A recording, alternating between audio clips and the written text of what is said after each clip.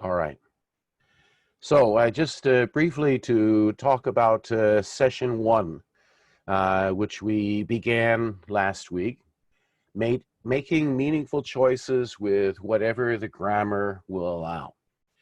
And for this particular course on text linguistics, we've adopted a particular theoretical framework, M.A.K. Halliday's systemic functional linguistic theory.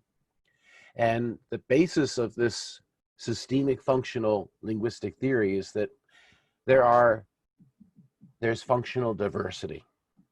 In other words, we use language for various purposes. We use language to construe the world around us, as we've said, enact social relationships, and finally to create the discourse itself. And how we do this is through the resources available to us in language, and specifically we're going to say in the grammar being the form, the realization of the choices that we make in order to make meaning. Now, the idea being then that what we look for first is function, and then we look at the forms that are used to realize those functions. The other point that is mentioned toward the end here is the investigating the aesthetic and functional values that differentiate one text from another or one voice from another within the frontiers of the same text.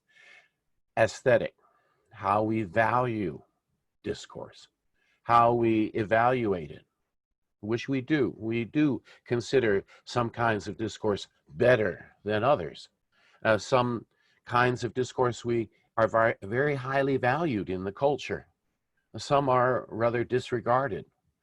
So we're going to compare and look at how can we evaluate a text, and in terms of its function, what is the purpose to which language is being put. So this was sort of the summary statement of what we began last week.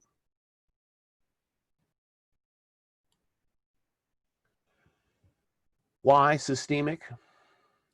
Well, we are interested in systems. And what systems are we talking about? We're talking about the systems of choice in language, the sets of semantic options. What are the choices that we have that are available to us in language? And how do we categorize them? How do we classify them? How do we understand them? We are saying that language, by virtue of being systemic, made up of systems of choice, is by nature then paradigmatic. This describes the nature of language. What is a paradigm? A paradigm, think of it as being like a category. And so you're thinking of choices in terms of categories. And what are the choices that you would make to be able to mean this? Or what are the choices that you would make in order to mean this or that? Now, Halliday, to sort of represent this idea of systems of choice, came up with this idea of a system network. What this system network does is it basically takes the availability of choices in these various categories and identifies whether the choices that we make are and choices or are they or choices. All right, now just take a look at the screen for a moment. What you can see is that, for example, experiential meaning. We said last week that it relates to the choice of process. When we talked about process, and we'll talk a bit more about that today as well. What kind of process type? It can be material, mental, verbal, relational. We also have a choice of mood type. Are you asking a question or are you making a statement? Are you giving information or demanding information? And a choice related to what you decide to put first in each clause. So you're making all these three choices, the choice of process type, whether you're going to ask a question or make a statement, how you're going to put that, what you're going to put first when you start talking, all three of these choices are happening at the same time. As I mentioned, the network is supposed to represent and choices. So you're making a choice of process type and mood type and theme, right? So we represent that as sort of that curly bracket, all right? But at the same time, you have or choices. And so it can be material or mental or verbal or relational as far as process type. All right, so system networks represent then the way in which these choices are made. Are they and choices? You're making this choice and this and that, or it's an or choice. But there's another element here. Besides being paradigmatic, the systems of choice are also probabilistic. Probabilistic. In an interview that Professor Halliday did with another professor, who was in fact one of Professor Halliday's students, Professor Jim Martin, Jim Martin asked this question. He said, this idea of probabilistic systems seems to be something quite critical in your theory, especially in terms of not losing sight of the way in which the text feeds back into the system. I highlighted that. The text feeds back into the system. The choices that you make continually are defining the system. Halliday responded to the question by saying this: the great problem with the system, like we've pictured with that system network, is that it is a very static form of representation. It looks very fixed. You make this choice and this choice and this choice. It freezes the whole thing. And then you have to show how the actual process of making paths through the system, in other words, the choice that you make here influences the choice you make next in line and so forth. And as you proceed through the network, that's a path. And what he's saying is that the choices that you are making change the system. Each pass, he says, through the system changes the system. Every time you talk, every time you produce a text, you change the system. So, for example, go back to what I pictured before. So look at mood type. Mood type, if you choose indicative, well, indicative can be either interrogative or declarative. If you chose interrogative, then it is a WH question or a yes-no question. In other words, it's a path through the network. And so come back to what Halliday is saying. Each pass through the system changes the system. As you proceed through the network, the choice that you make, the choices that you make, when you talk, every time you produce a text, you're changing the system. Now, how can that be? The point being that what you are doing is you are changing the probabilities with respect to each of those choices. Now, we've said this. We said that language is stratificational. You have meaning, and then you have a layer of wording, and they're connected up, we said. Well, that's what we mean when we say language is stratificational. Strata means like levels, all right? You have a level of meaning, you have a level of wording. And of course, this is all metaphorical, all right? When we talk in these terms. Our theories are metaphors, all right? So this is metaphorical. It's a way of picturing how we understand language.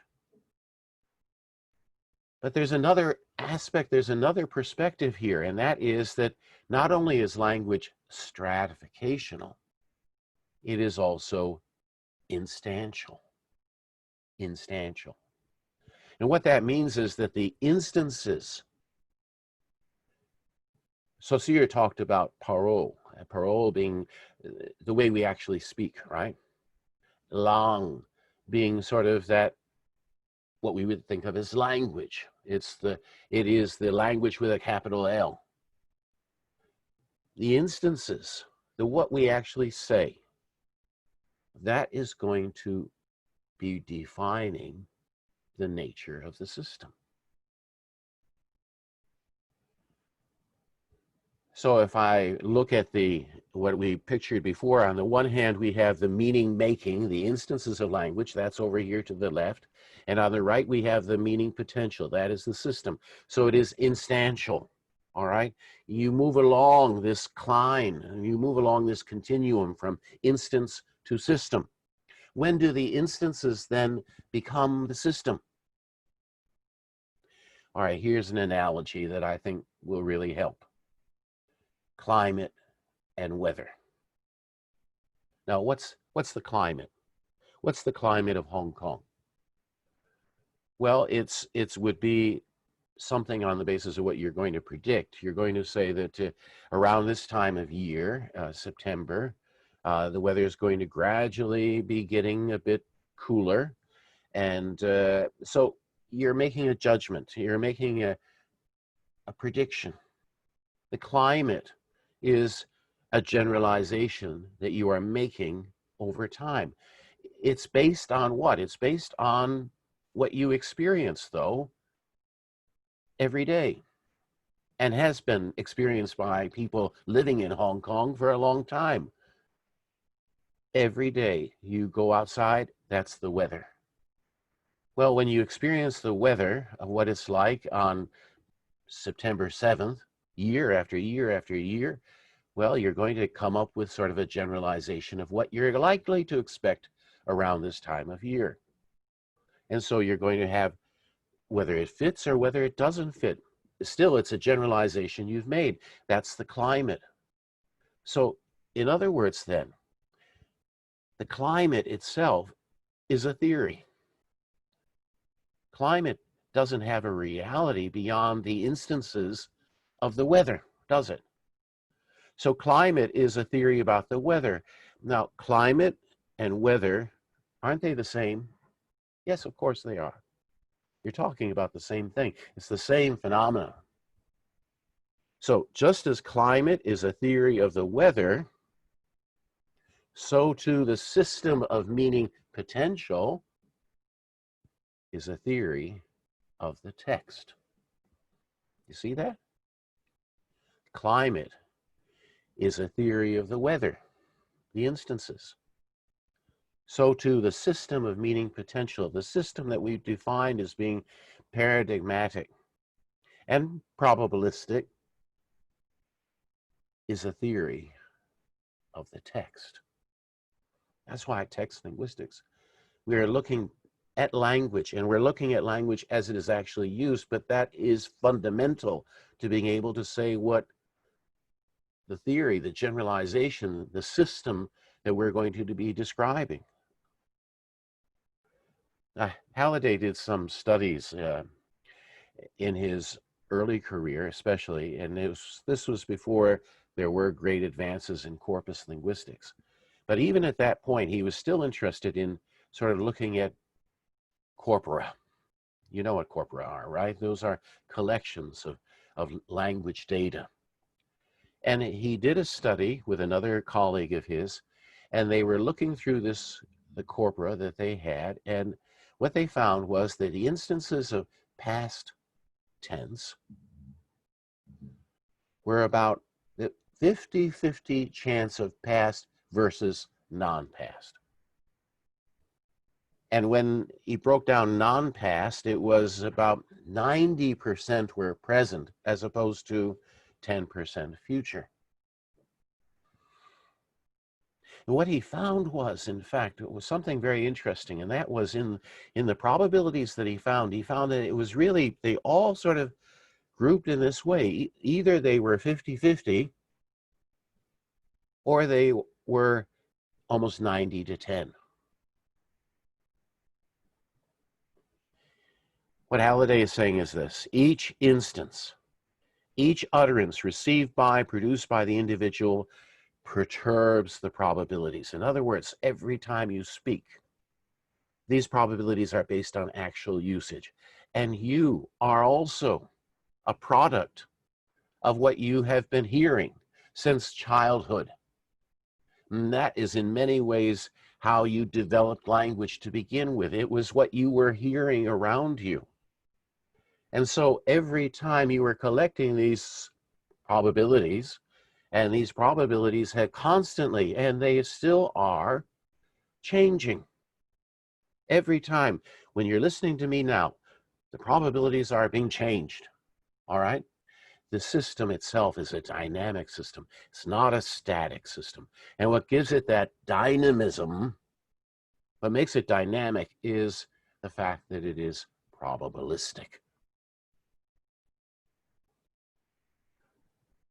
The language then is changing, right? Language is evolving. Now that's an interesting idea.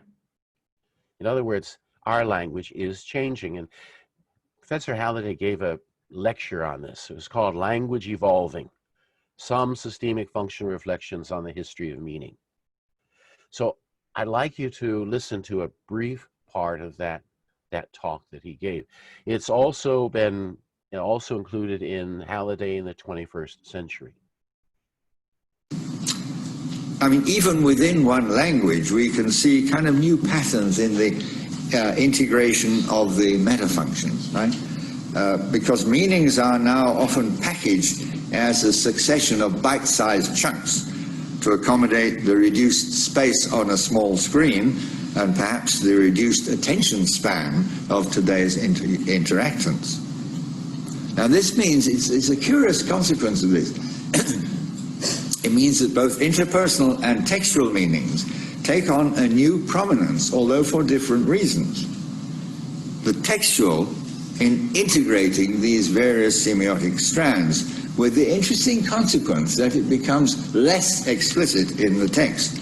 You know, it's rather like the subtitles in a foreign language movie sort of thing. The interpersonal, on the other hand, becomes more explicit as the exchange of meaning becomes increasingly individualized and personalized. Just for example, on our television screens of Parliament in Canberra, we are never shown parliamentary debates, only the ranting and swapping of abuses that are thought to make good television. So the whole of politics in that way is simply personalized and individuated. Now here, of course, you can hear the interpersonal component intruding into my own text, because it is clear that I don't like to find so much of meaning reduced to a series of bite-sized chunks. And I don't like the way that any thoughtful discourse by those we have elected to govern us is overtaken by verbal brawling. And I blame the media for it. You can hear the scare quotes just now when I referred to good television. Now, okay, this is just one small symptom, not in itself important, but then we are told that symptoms never are. I'm doubtful about this. But it is symptomatic of a process that I talked about somewhere else as the destruction of knowledge. A destruction of knowledge which, as an old-fashioned socialist and lifelong Marxist, I see as part of the death throes of what is now corporate capitalism.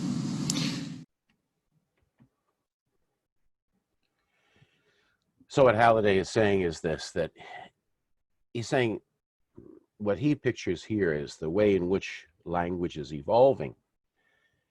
Meanings being packaged as a succession of bite-sized chunks, and we do see that, right, with the way technology is changing the way that we communicate with each other. And because it is doing that, and because of what we basically can see on a small screen, what's happening is that the interpersonal is becoming more prominent, more explicit, as the exchange of meaning becomes increasingly individualized and personalized. The textual, meanwhile, becomes less explicit. It's like we're writing the subtitles in a foreign language film. We aren't concerned as much about the connections between our ideas, because when you look at a text, very often the text nowadays is a very, well, as he put it, a bite-sized chunk. That has led, he feels, the example he's giving in politics especially, thoughtful discourse overtaken by verbal brawling. These are some observations that he's made about how the direction that language is taking.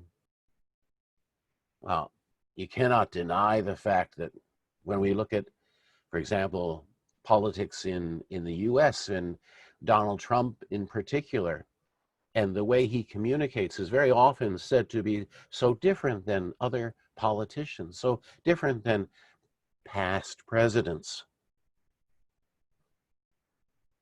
What's the point? Trump is no longer a candidate. He doesn't have to persuade us to vote for him. I mean, you could spend a lot of time looking at a tweet like this from the president-elect of the United States, scratching your head. You could wonder about the message or the distraction it causes or the headlines it generates. But if that's the way you think, this man will always baffle you. Trump doesn't resemble other politicians on Twitter. He resembles the rest of us. He resembles that person you know on Facebook who is posting all the time about how happy they are. These people don't tweet or post because they're trying to relay relevant information. They do it to carefully craft their own identities against some imagined audience that exists only to reinforce what they need to believe. The media and the public act like Trump's tweets contain messages that we're meant to receive, when the truth is, I think that he's not thinking of us at all.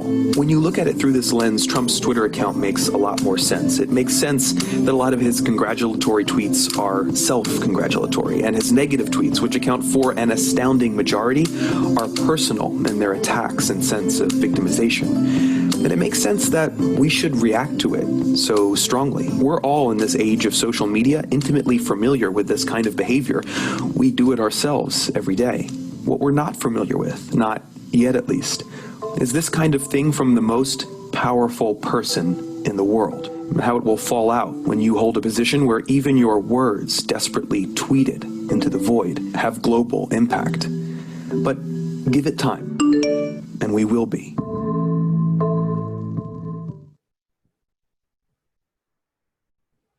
Okay, what we've been looking at is sort of establishing a framework. And I hope that what you begin to see is that why do we need text linguistics?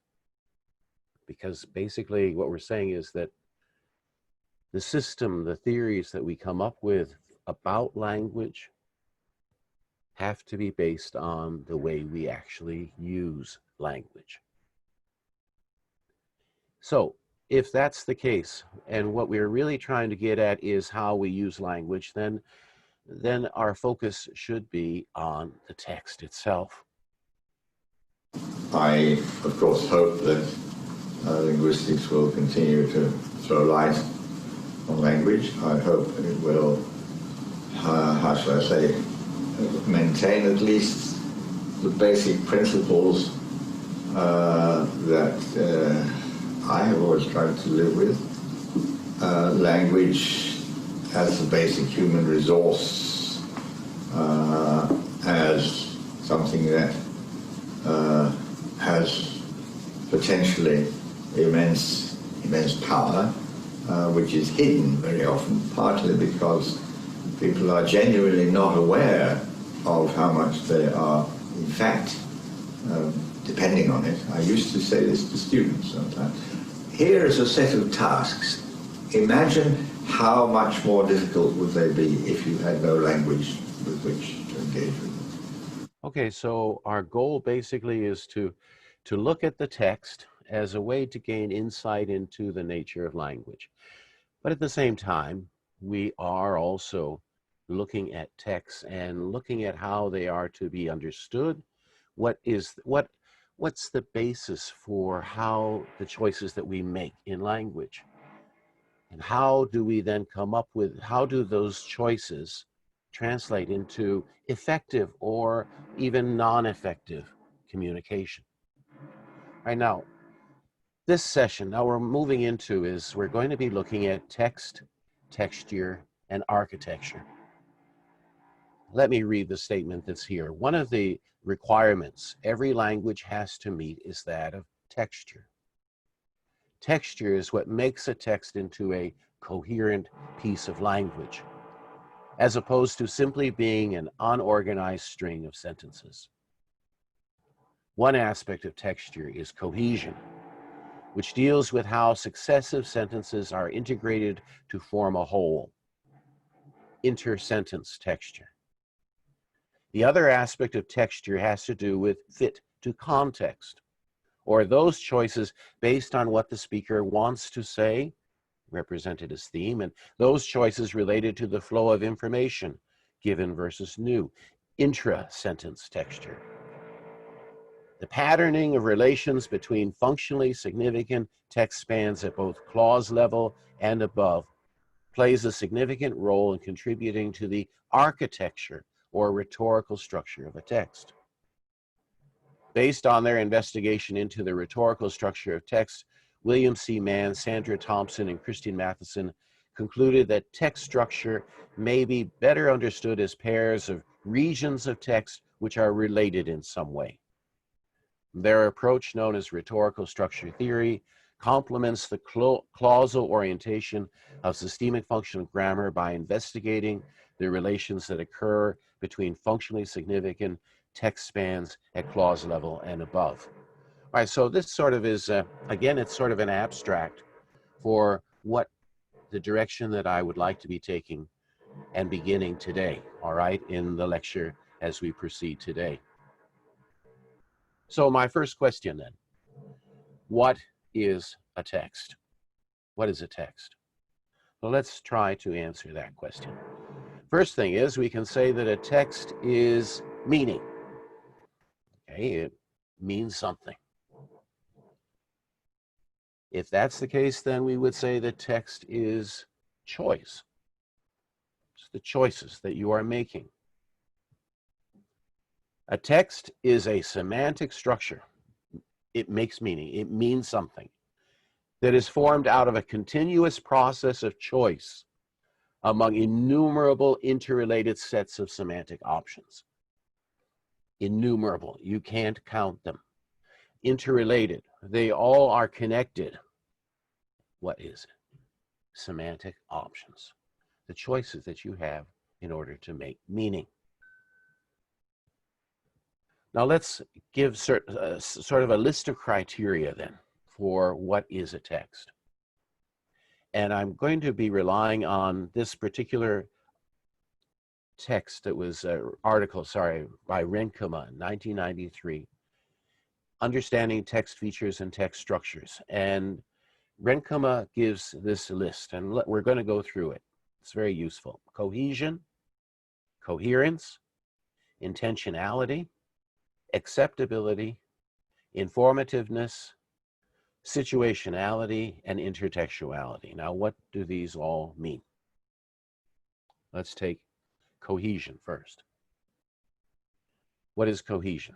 Renkema defines it as the connection which results when the interpretation of a textual element is dependent on another element in the text. The interpretation, how you understand something within the text, some textual element, could be a word, it could be a phrase, whatever, is dependent on another element in the text. Now, there are various types of cohesion. All right, remember, what is cohesion? The interpretation of one element is dependent on another element in the text. Reference, that's an obvious one. When we use pronouns. So, for example, in this example given by Renkema, if the file or folder you, well, okay, that's pointing outside the text to you, the reader, want to create a shortcut for, appears in the box beneath the look-in box, click that file, okay, demonstrative, that file. Which file? The file or folder you want to create a shortcut for. Click that file or folder to select it. Okay, so you're using pronouns, you're using demonstratives, you're using these words that obviously rely on something else that has been said to understand what it means. Substitution. You're in line, you're ordering food, and you say, I'll have 2 poached eggs on toast. And the next person comes along and says, I'll have the same. Now that's not reference. Why? Because, well, it better not be that that person who came in line next is saying they want my 2 poached eggs on toast. It's not referring to what I just ordered. It is simply identifying it's a substitution for what had been ordered first, and now saying, I'll have the same. Not that 2 poached eggs. They want their own 2 poached eggs. Got it? It's different. Substitution. Ellipsis. Substitution basically by 0. Now, in this particular quote that I found from an early sort of description of our university, all right? And it begins like this. The new school should not be located in a remote part of the new territories, but now what's in green has been deleted, ellipted, but should be within the existing populated areas and be on the main transport links. As this writer is writing and progressing through it, the writer is deleting that which has already been said and is understood. That's ellipsis, and that is substitution by 0. Conjunctions. Another type of cohesion where you are taking what has been said here and you're using conjunction to mean that it is and or an alternative or adversative, but you're using conjunction to indicate the relationship between 2 continuous passages of text. And, or, but, when, if, so. And finally, the last of these 5 types, lexical cohesion. Reiteration. Now, reiteration covers quite a bit. Either repetition, straight out repeating the same word, or synonyms, words that mean the same thing, or antonyms, words that mean the opposite. Okay, cold and hot. Eponymy. Eponymy means a kind of, all right? A car is a kind of vehicle. Meronymy, a part of. The tires are a part of the car. All right, so that is lexical cohesion. You're repeating the same word, or your synonyms, or even antonyms, or eponyms, or meronyms. And collocation. Collocation, say you're in a card game, all right? And in that card game, certain words are likely to collocate. They're likely to co-occur. Now, what are those words? Well, if you're playing cards, probably a deck of cards. And you'll be talking about hand. Well, you know what's the cards that are in your hand, all right? What, do you have a good hand or a bad hand? Those kind of words that you might use within the context of that situation are likely to co-occur together. Those are what we would call collocates, or it's collocation. All right, so take this example. 5 types of cohesion. What movie do you want to see today? I already saw Tom Cruise's latest film. Next person. I saw it too, and he was great in it. But I didn't, so don't tell me the ending. Perhaps we should consider some other form of entertainment. Yeah, sometimes I get tired of doing the same old thing and would prefer ice skating. All right, so this simple exchange. What's cohesive about it? Take a minute to take a look at it. Remember, what were the kinds of cohesion that we've been looking at? Do you see reference? Do you see substitution? Do you see ellipsis, conjunction, lexical cohesion? What do you see in this particular text then? You probably see some kinds of lexical cohesion. Synonymy. Movie, film, those are synonyms, okay? That's a kind of cohesiveness. Pronouns are here. I saw it too. He, Tom Cruise. You also have first person, the one who's talking and who they're talking to. Pronouns. You have ellipsis. Okay, so, but I didn't. I didn't what? I didn't see it. All right, so you drop the see it. It's substitution by zero. It's ellipsis. Or doing the same old thing. Substitution. Come back. We have another lexical cohesion. Eponymy. Movie. Movie is a kind of entertainment. Ice skating is a kind of entertainment. Conjunctions. And, but, so, and so forth. Oh, we have another one, lexical cohesion, meronymy. But I didn't, so don't tell me the ending. What is the ending? The ending is a part of a movie, right? So that's meronymy, a part of. All right, so throughout this text, you see all the connections that are being drawn, makes this text cohesive, brings it together, holds it together. It's like the threads. It gives it a sense of texture. It's cohesive. Now that's the idea of a text being cohesive. Think of it as the texture of that text. It's what holds it together. And you can have a very loose texture, a very tight texture. Now, different from cohesiveness is coherence. What's coherence? To the extent that each element or part of a text may be understood to contribute to the overall meaning of a text as a whole, there is coherence.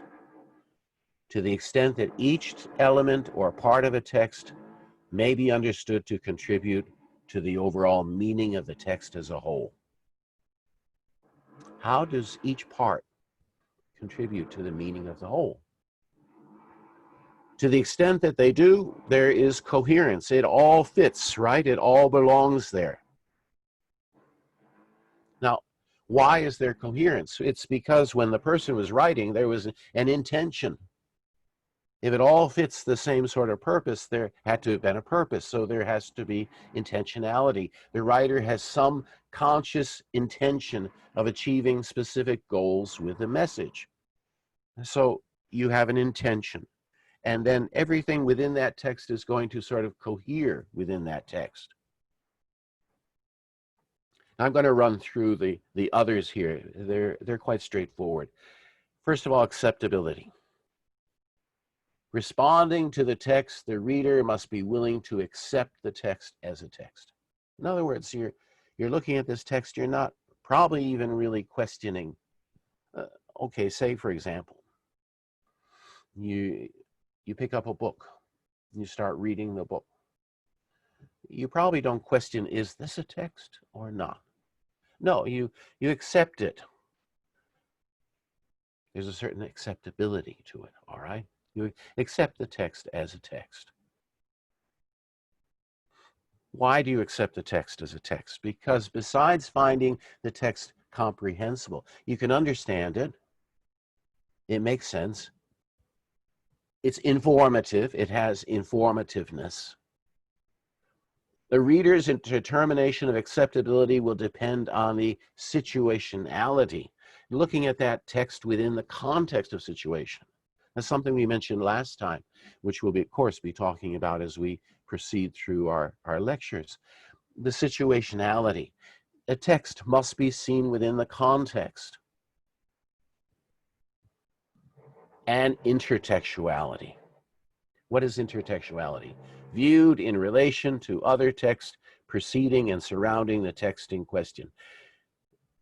In other words, no text is an island.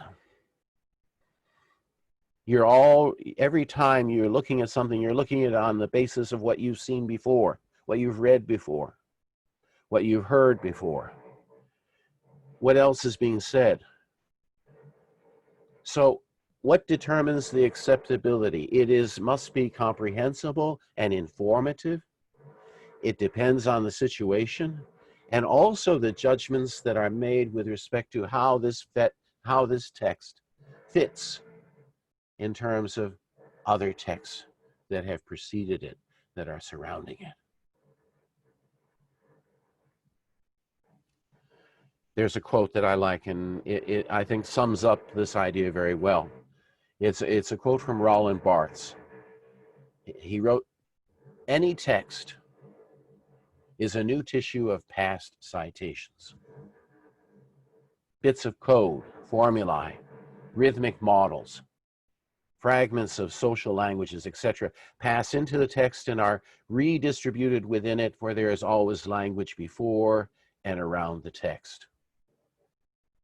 Any text is a new tissue of past citations." In other words, every text that you produce and everything exists, it's really a product of what you've read and what you've heard before.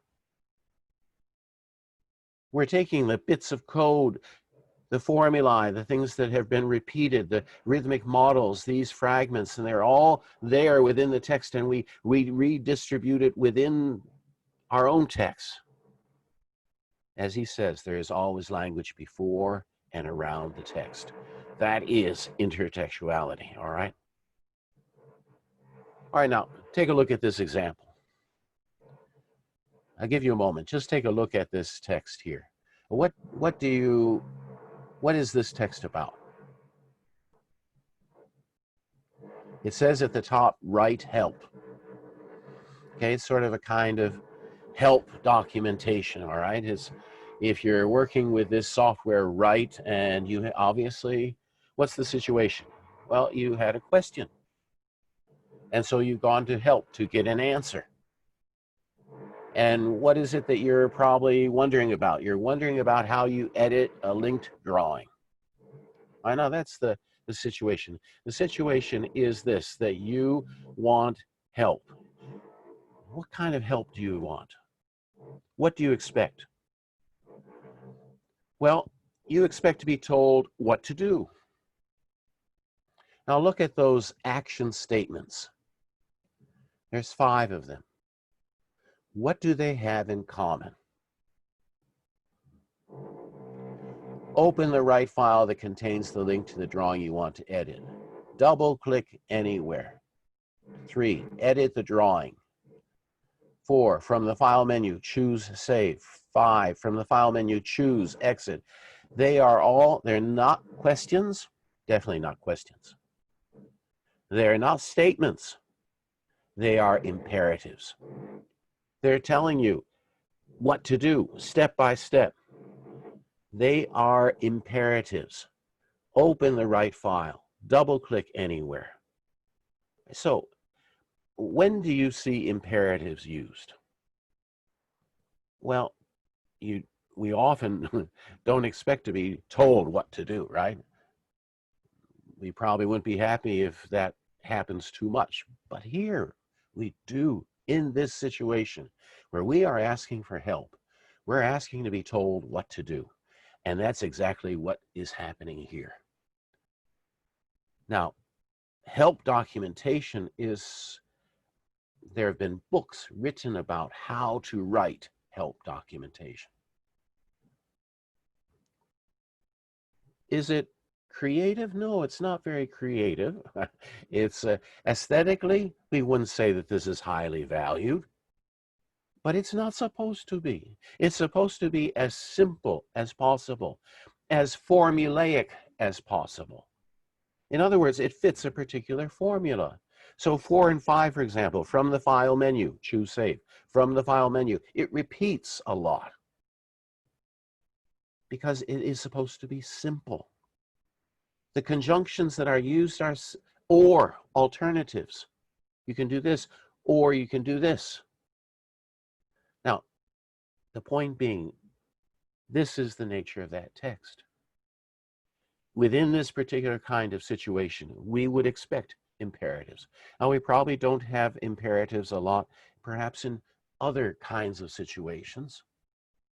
when I'm giving a lecture, I don't use a lot of imperatives. So it fits the situation, depends on the situation. Do we accept this? Yes, we definitely accept this because we have seen other kinds of help documentation. It fits our expectation. It fits the need. It is accepted. It is informative. It fits the situation. In terms of intertextuality, it fits with what we expect from help documentation. So meaning. Meaning is, as we said, broken down into different meta functions. Construing experience. How we understand the world, right? What did we call this? We call this the ideational meta function. Construe. What does construe mean? I looked up construe, and it relates to understanding, comprehending. You can see a lot of words here. How you construe the world will be evident in how you talk about the world, and how you perceive the world will come through. As we said last week, your ideology comes through in the choices that you are making about how to represent your experience. Fill in the others, then we also enact relationships, the interpersonal. We create the discourse. We called it the textual. And what did we say? We said that these are the meta functions of language. Now the ideational, we're really going to break it down into two parts. The experiential, which is really what we've been meaning when we say construe, how you construe the world. But another element of that is the logical. And we touched on these last week, and it is something that we're going to be looking at in more detail as we go through. So the ideational consists of the experiential, the logical, the interpersonal, how we enact social relationships, how we use language to relate to others, how we express attitude, how we express perspective, and the textual, how that meaning materializes. Remember what I said about meaning is invisible, right? But how does it become visible? When I say visible, I mean material, because it can be heard, auditory, or it can be something you see. Now, when we talk about meaning materializing, there are two structures in language, grammar, that relate to this. And that one is how we start the clause and the flow of information. All right, so we have said meaning as systems of choice means that it is paradigmatic. And when we talked about the experiential, we said that it involved what kinds of processes are taking place, who initiates those processes, who is affected by those processes, and what are the circumstances of those processes. All right, so that is process, participant, circumstance. And we said that you could break down then processes into process types. Material. When I say material process, it means a doing process.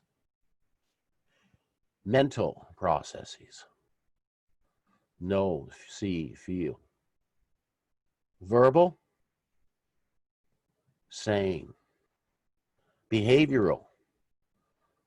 Behaving, coughing, sleeping. Existential, it exists. Relational, being, becoming, and having. Now, if you remember, we broke these up then into different process types on the basis of what we said is the grammar. What do I mean by grammar? What I mean is how it behaves linguistically, how it behaves linguistically. All right, now before I go on into this, I'm going to, I think we'll take a break here. It's just a bit past the quarter to the hour, and we'll take about we'll start at the beginning of the hour, at the top of the hour, all right, at 1. In the meantime, if there are any questions that you have, please let me know on chat, and I'll take a short break myself, and then I'll be taking a look at the chat and can reply to that too. All right, so we'll wait, give us until 1 o'clock, all right? 1 o'clock. Thank you.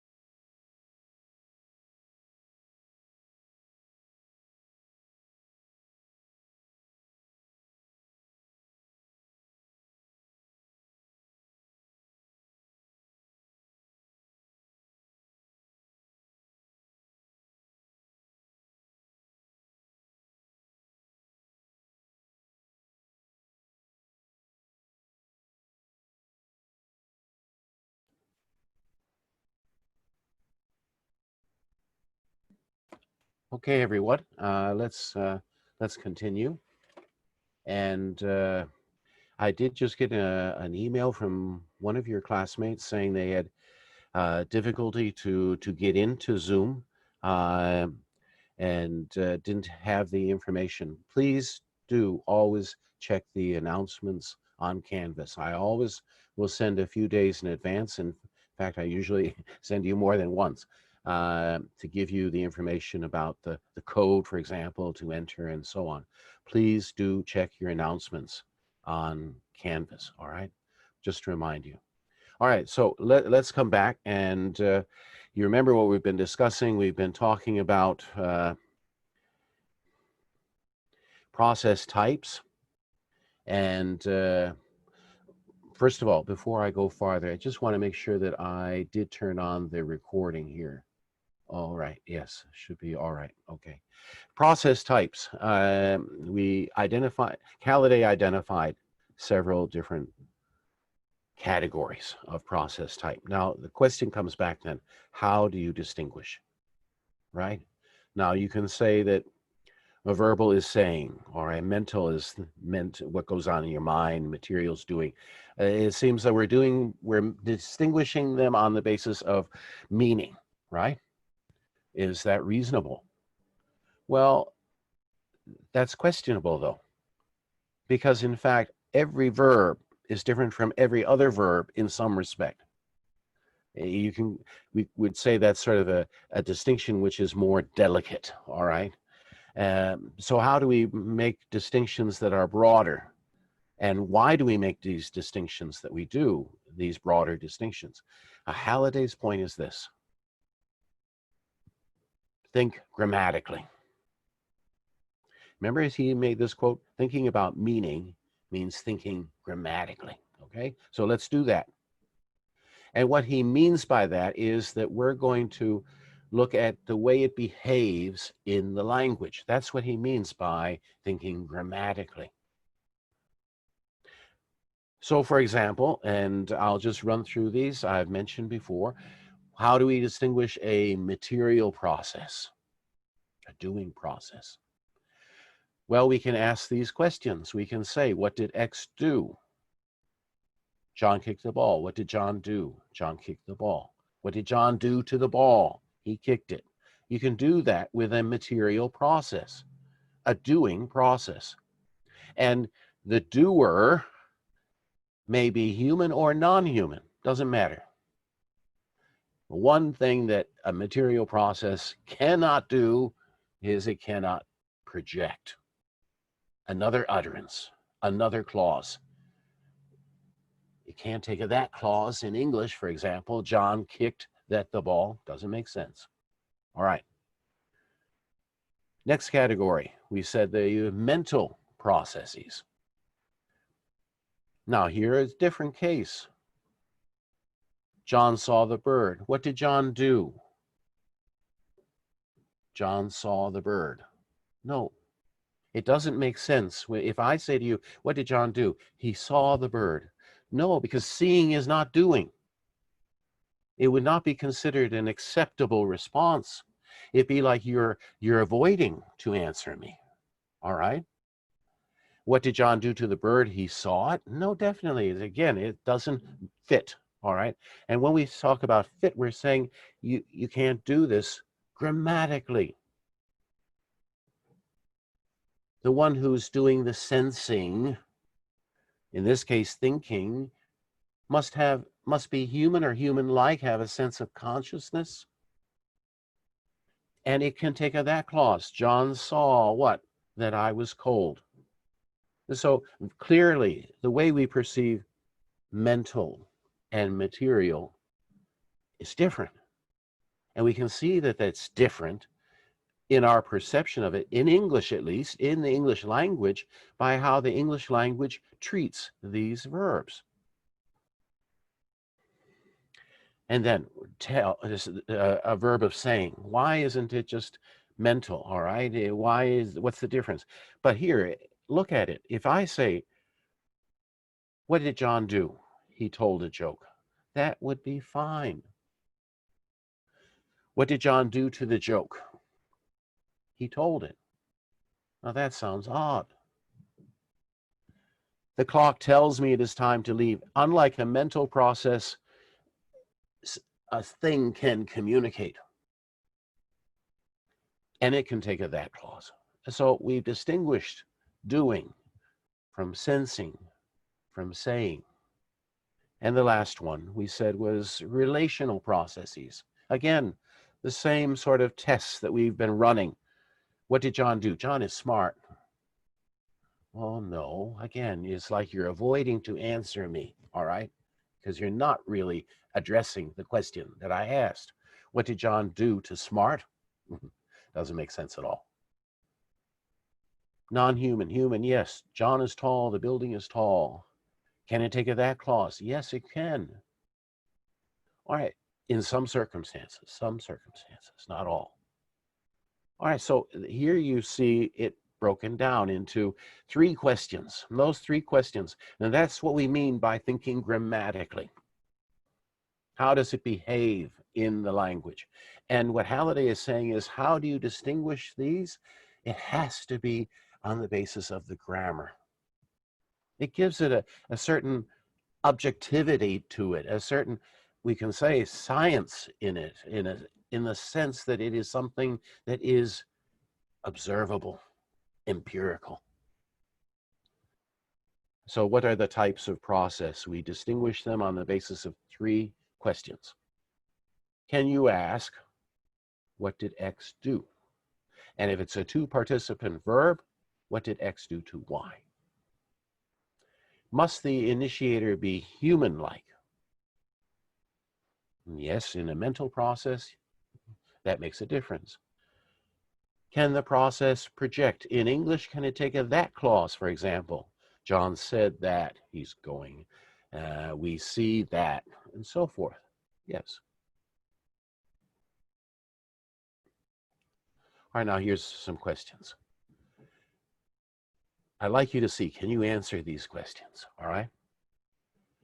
Which sentence, you see in the following, all right?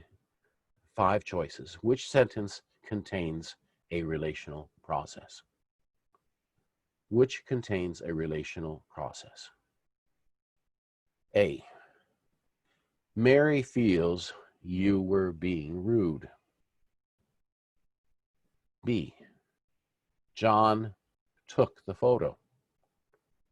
C, Bill thinks John is at home. D, all of the above. E, both A and C. All right, what do you think? Well, the first thing you're going to want to do here is you're going to want to, you're responding. Good for you. Okay. Which sentence contains a relational process? Well, look at the processes, all right? Mary feels you were being rude, all right? John took the photo. Bill thinks John is at home. And yeah, if you chose E, you're right. Good for you, all right? Thank you. I appreciate you responding on the chat with us, all right? Yeah, E is correct.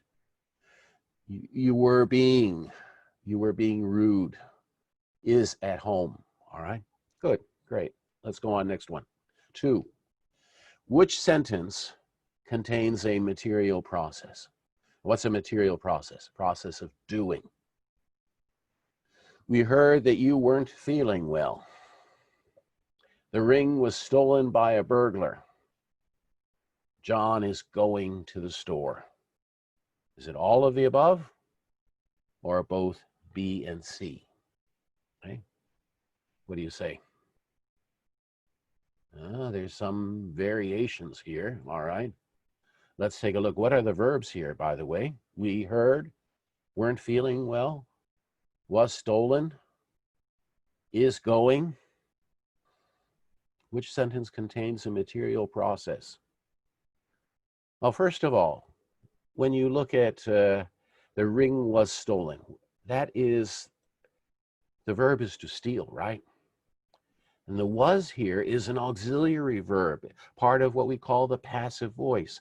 Just like in John is going to the store, part of that continuous tense is the verb to be as an auxiliary verb. It's not the main verb. Here we're talking about the main verb. Both B and C, all right? E, in other words, is the correct answer. E is the correct answer. To steal and to go, these are the main verb. 2 more, all right? 2 more. Which sentence expresses ideational meaning? All right, a bit different here, all right? I'm not asking about the process types. Which sentence expresses ideational meaning? Close the door. Were there any witnesses to the accident? Tom failed the exam. Okay, what do you say? What do you think?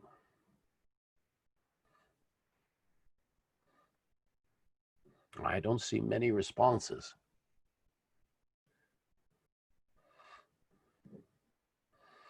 All right, now think about this. Ideational meaning. What is ideational meaning? It's how you construe the world, right? And it's realized by a process, a participant, and a circumstance, right? Look at A, B, and C. They all do express something about the world. One, yes, is an imperative. One is a question. One is a statement. That is how that's related to interpersonal meaning, but they all express a process. Close. Were there any witnesses to the accident? Tom failed the exam. They all express idea. They all have content. They all have meaning. In other words, here's the point. Every sentence, every clause expresses ideational meaning. As long as there is a verb there. Previously in the chat, someone asked me this question. Does a sentence contain a verb? A sentence, we're distinguishing between sentences and clauses. Sentences are pretty much determined by punctuation, okay? And a sentence can contain more than one clause. But what distinguishes a clause? A process, a process. They all express ideational meaning. All of the above, okay? All of the above. And last one for now. Which of the following sentences contains a material process? Could you hear what he said? Carol said that she couldn't leave early. While Tom was at the store, he saw the twins. D is both B and C, and E is none of the above. I'll give you a moment. Here are the verbs, all right? What do you think? Which of the following contains a material doing process?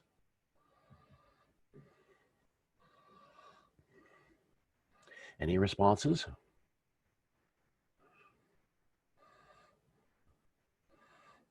Hey, you guys got a lot of question marks there, all right? Okay, could you hear what he said? Well, what do you think here? Is it doing when you hear something? Is it doing? Hearing is mental, right? Said is obviously saying. Carol said that she couldn't leave. Well, to leave, that would be doing, all right? Leaving would be doing. And while Tom was at the store, that's a relational process, he saw the twins. So what's the correct answer here? The correct answer is B. Carol said that she couldn't leave early. Okay? All right, so is it getting a bit clearer? What do we mean by these processes and so forth? Mental process, when you hear something, all right? And you can't say, what's John doing? He's hearing. You could say John is listening, right? Listening would be, in fact, that would probably be more behavioral than even doing. Behavioral, just an aside here before I go on, what's the difference? I haven't said much about behavioral versus the others, right? Behavioral, you'll notice that for many of these, sleeping, coughing, listening, these are single participant processes. Single participant, right? Behavioral processes with a behavior is typically what we would say is an intransitive verb. Do you know the difference made between intransitive and transitive? Transitive being what? Transitive being two processes, two participant. I have a question. It says, what is the, let me just go back. Why is B? Yes, B certainly contains two processes here. The question said, which of the following sentences contains a material process? B contains two processes, right? Say, Carol said, it's saying, all right? And leave. Okay, so In other words, there's more than one process happening. All right, so we're looking at all of them, which contains the material process. All right. Okay, come back to this. I don't want to lose track of my train of thought. All right. Intransitive versus transitive. What's transitive? Multiple participants. Intransitive, single participant. All right, let's look at some examples. Intransitive verbs. Tim smiled. That's a behavioral process. All right. The river flowed. And what is a behavioral process? Behavioral process, another thing, by the way, is like a mental process. It's done by someone that is human-like or has a sense of consciousness. It is a deliberate choice to behave in that particular way. Oh, it's arguable. All right, he's sleeping. Well, arguably, yes, he decided to go to sleep. All right, I'm getting off my train of thought. First of all, intransitive, single participant. The river flowed. The audience laughed. The girls screamed.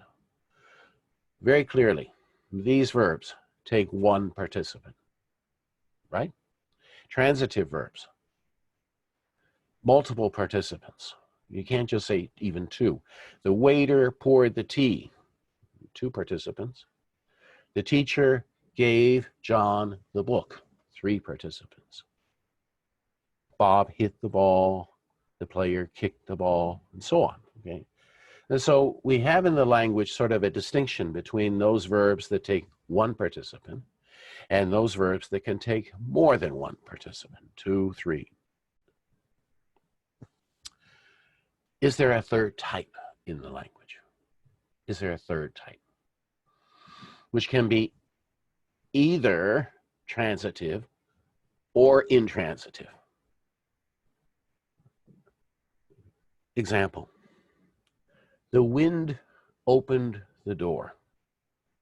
Okay, fine. And you can say the door opened. In other words, open can be either. It can be transitive or it can be intransitive. Transitive would be two participants. The wind opened the door. The door opened. Now, that's not passive voice, is it? You could say the door was opened. That would be passive voice, and that would assume more than one participant. But we can just say simply, the door opened. In other words, we can treat open as being either intransitive or transitive. Now, Halliday makes the point then, if it behaves differently in the grammar, different than kick, for example, because kick, you can't do that. You can't say the boy kicked the ball, and you can't then say the ball kicked. Kick is clearly transitive, no choice about it. Can't be intransitive. Open can be transitive or intransitive.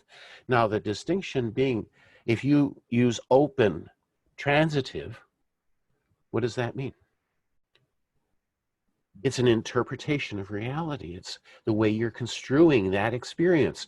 The actor is doing something, the wind, which extends beyond the actor to the goal, the door. But there's another interpretation then of reality. There's another way of construing this is the ergative. One participant.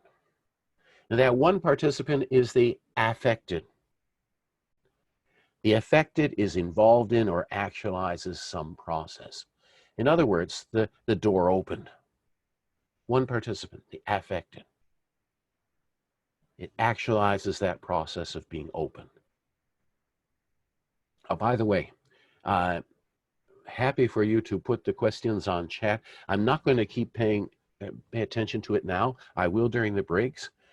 Feel free to add questions as we go along.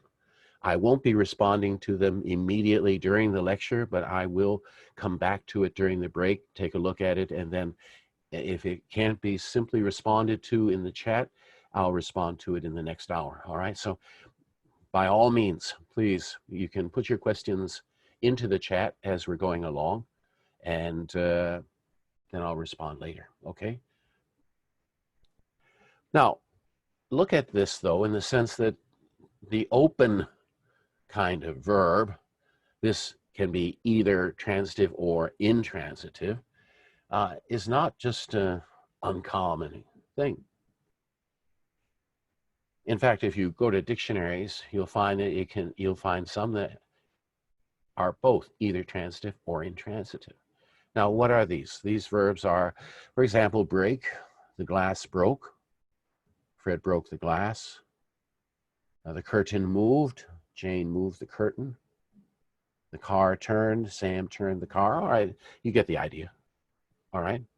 There's quite a few verbs that are this category.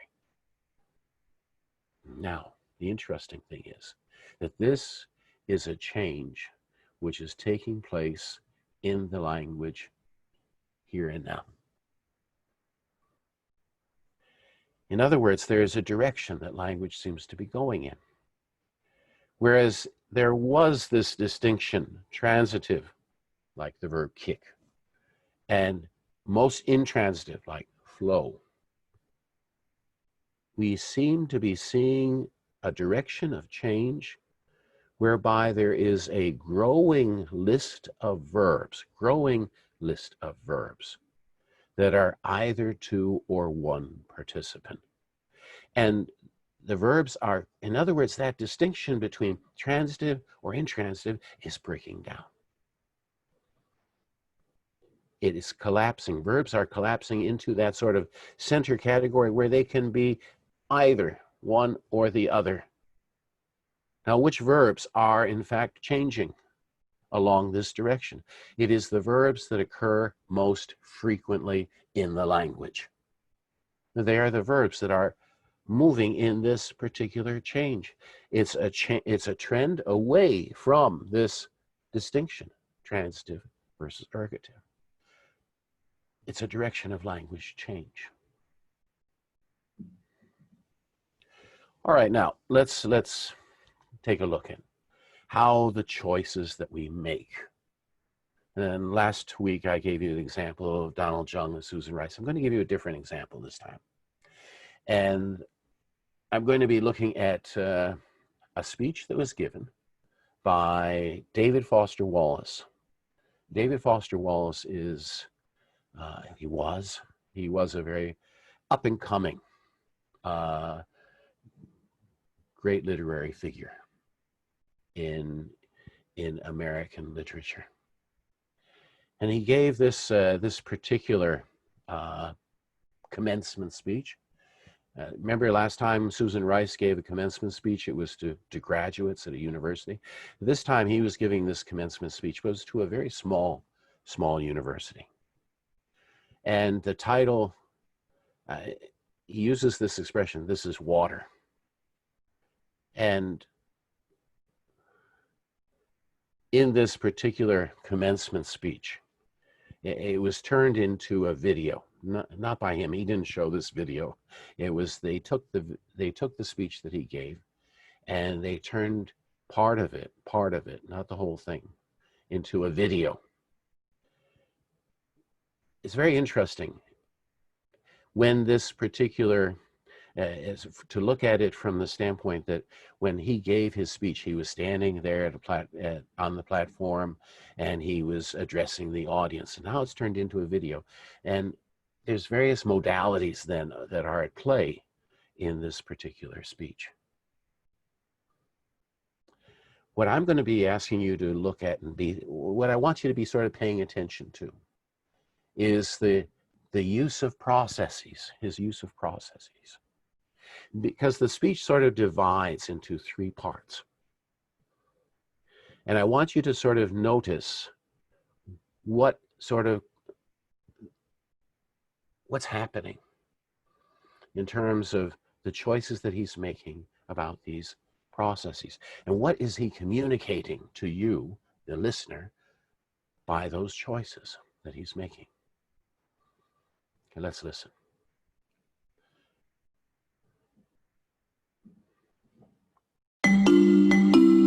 There are these two young fish swimming along, and they happen to meet an older fish swimming the other way, who nods at them and says, "Morning, boys, how's the water?"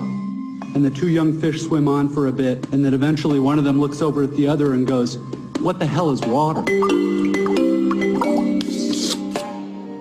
The point of the fish story is merely that the most obvious, important realities are often the ones that are hardest to see and talk about. Stated as an English sentence, of course, this is just a banal platitude.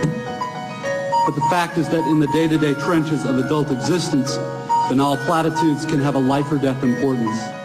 The plain fact is that you graduating seniors do not yet have any clue what day in, day out really means. There happen to be whole, large parts of adult American life that nobody talks about in commencement speeches. One such part involves boredom, routine, and petty frustration. The parents and older folks here will know all too well what I'm talking about. By way of example, let's say it's an average adult day, and you get up in the morning, go to your challenging white-collar college graduate job, and you work hard for 8 or 10 hours, and at the end of the day you're tired and somewhat stressed, and all you want is to go home and have a good supper and maybe unwind for an hour and then hit the sack early, because of course you have to get up the next day and do it all again. But then you remember there's no food at home.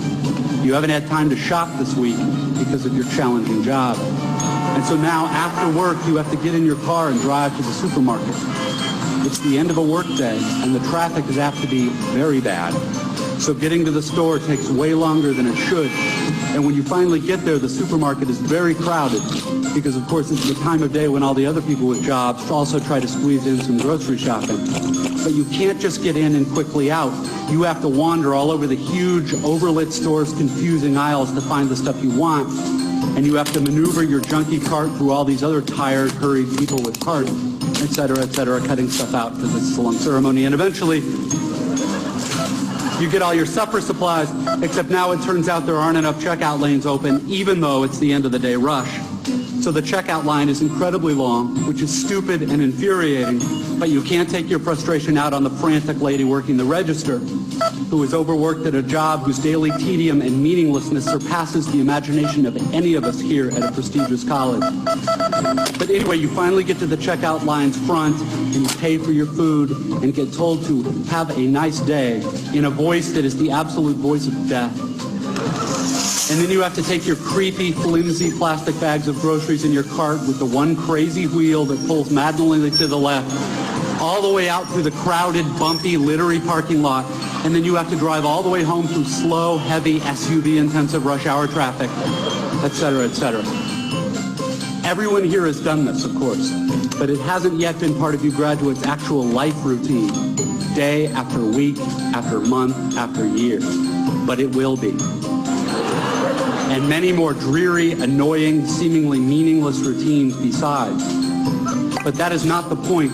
The point is that petty, frustrating crap like this is exactly where the work of choosing is going to come in. Because the traffic jams and crowded aisles and long checkout lines give me time to think. And if I don't make a conscious decision about how to think and what to pay attention to, I'm going to be pissed and miserable every time I have to shop.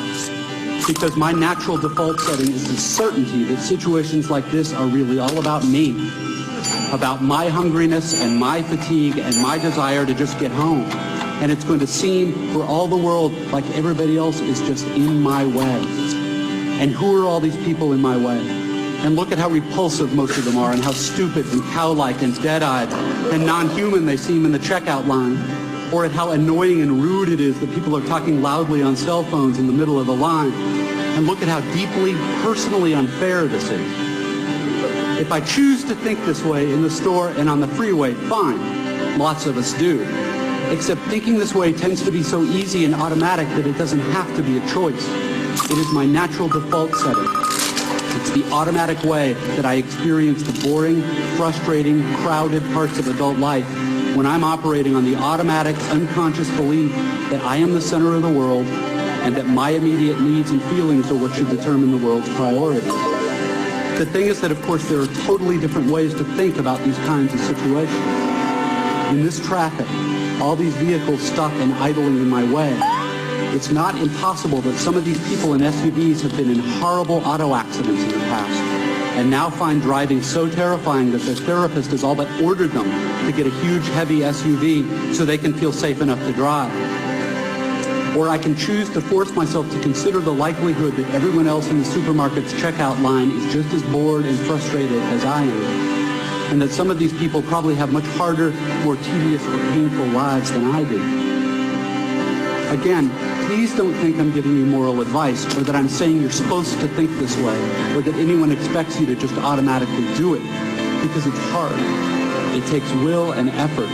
And if you are like me, some days you won't be able to do it, or you just flat out won't want to. But most days, if you're aware enough to give yourself a choice, you can choose to look differently at this fat, dead-eyed, over-made-up lady who just screamed at her kid in the checkout line. Maybe she's not usually like this. Maybe she's been up 3 straight nights holding the hand of her husband who's dying of bone cancer. Or maybe this very lady is the low-wage clerk at the motor vehicles department who just yesterday helped your spouse resolve a horrific, infuriating red tape problem through some small act of bureaucratic kindness. Of course, none of this is likely, but it's also not impossible. It just depends what you want to consider. If you're automatically sure... Okay, sorry, I don't want to... If you're interested in the whole video, I can share it with you. The point I want you to see is that it breaks down really into 3 parts. The first part is sort of this mundane, what's happening every day in his life, all right? It's largely looked at in terms of doing, and you'll notice that who is the participant? Look at the top row. You stands out, all right? And so he's connecting with his audience. You are engaged in this kind of everyday mundane life, okay? And then it switches, and you'll notice that the music changed as well. And he gets to this where he says that that's not the point, and then he gets to talking about, and it's all very first person, you'll notice, in a very negative way, how this can be viewed. I am the center. In other words, he's taking that negativity and he's putting it all, assigning it all to himself as the first person, as the speaker. But then notice toward the end, it changes, and it's about how you think, how you see it, how you perceive it. In other words, it's moving gradually in terms of, what is it? He said at one point, I'm not trying to get you to change the way you think, but in fact, that really is what he's doing. And as the speech progresses, as it progresses through, it's more about how you think. It's less about what you're doing, and it's not so much about who you are, it's about what you think, what you perceive. And it's you, and that positivity about how you can see the world in much more positive way comes through then in the choice that he makes. So gradually what he's doing through this speech is gradually sort of communicating a different way of thinking. Going from the boredom, the mundane life, a negative way of seeing it, which he attributes and more or less assigns to himself. And finally, this more positive way of thinking about it, perceiving it, the way of seeing it. But notice it's done through the language. Each of those parts has certain cohesiveness to it. Choices in terms of the kind of participant relation that was being used here, all right? The processes and so forth. When we talk about a cohesiveness, we're saying that it has a kind of texture. What holds it all together? And that cohesiveness can be, for example, if I go back here to this point that I made here, in the first part, it's the cohesiveness is, again, the repetition of those verbs of doing. And it's who's the doer? You. And in the second part, it's largely I, and it's about how you see yourself and perceive yourself, what you are. And or what, for him, the speaker, what I am. And the third part has a cohesiveness in terms of what is being chosen. Now, what's cohesiveness then? Cohesiveness is a repetition. And what is a repetition? A repetition is a patterning. Can I make that point? It's a pattern that emerges, a pattern in terms of the repetition of something that is being repeated. For example, the choices of material versus mental process. That contributes to the cohesiveness. The doer being either the first person or the second person, that contributes to the cohesiveness. Cohesiveness, texture, is also going to be what contributes to it is a patterning in language, a patterning of choices. But then, beyond the texture of a text, we're going to see that a text breaks down into parts, right? Just like we saw that there was this first part in David Foster Wallace's speech where he's talking about the mundane life, and it's largely doing, and it's largely you engaged in doing. And second is then first person, the verb to be, relating, and a certain negativity. And the third part, those three parts had a certain cohesiveness, but they are part of a progression in that text. They're part of the architecture, the way that text is being put together. The architecture contributes to the coherence of the text. So what I want you to be seeing here is that texture, cohesiveness, architecture, the coherence of the text. Now, when we talk about the architecture, how coherent a text is. Now, I hope you've seen the distinction between cohesiveness and coherence. I hope that point is clear. What is cohesiveness? What contributes to the texture of a text? Now, it could be all those things we identify. It can be reference. It can be substitution. It can be ellipsis, lexical cohesion. All of those, yes, contribute to the cohesiveness of the text. But I would go a step further, and I'd say it is the patterns that you discover in language based on the way the choices, in a way, come together. Well, that defines the cohesiveness, gives it an identity. But at the same time, the way it is going to be made clear to the listener, the way in which the ideas are put forward that make it something you can comprehend, that relates to its coherence. And that relates to what we're going to call its architecture. And we're going to describe that architecture in terms of the relations between the parts that make up a text. All right, now, this is related to systemic functional theory. It's called rhetorical structure theory. Now, rhetorical structure theory goes beyond what Halliday's approach does. And Halliday's approach focuses on the clause and what makes up the clause. What is the process, participant, circumstance? What is the choice of theme, and so forth? Things that we will elaborate further as we go along. But here, I want to give you sort of the overview and the realization that it's not just the clauses that make up the text that contribute to its cohesiveness, but it's how that text is built, its architecture. First of all, rhetorical structure theory goes beyond the clause to the text as a whole. And what it does is it says that a text has an organization. It consists of functionally significant spans of text. Functionally significant.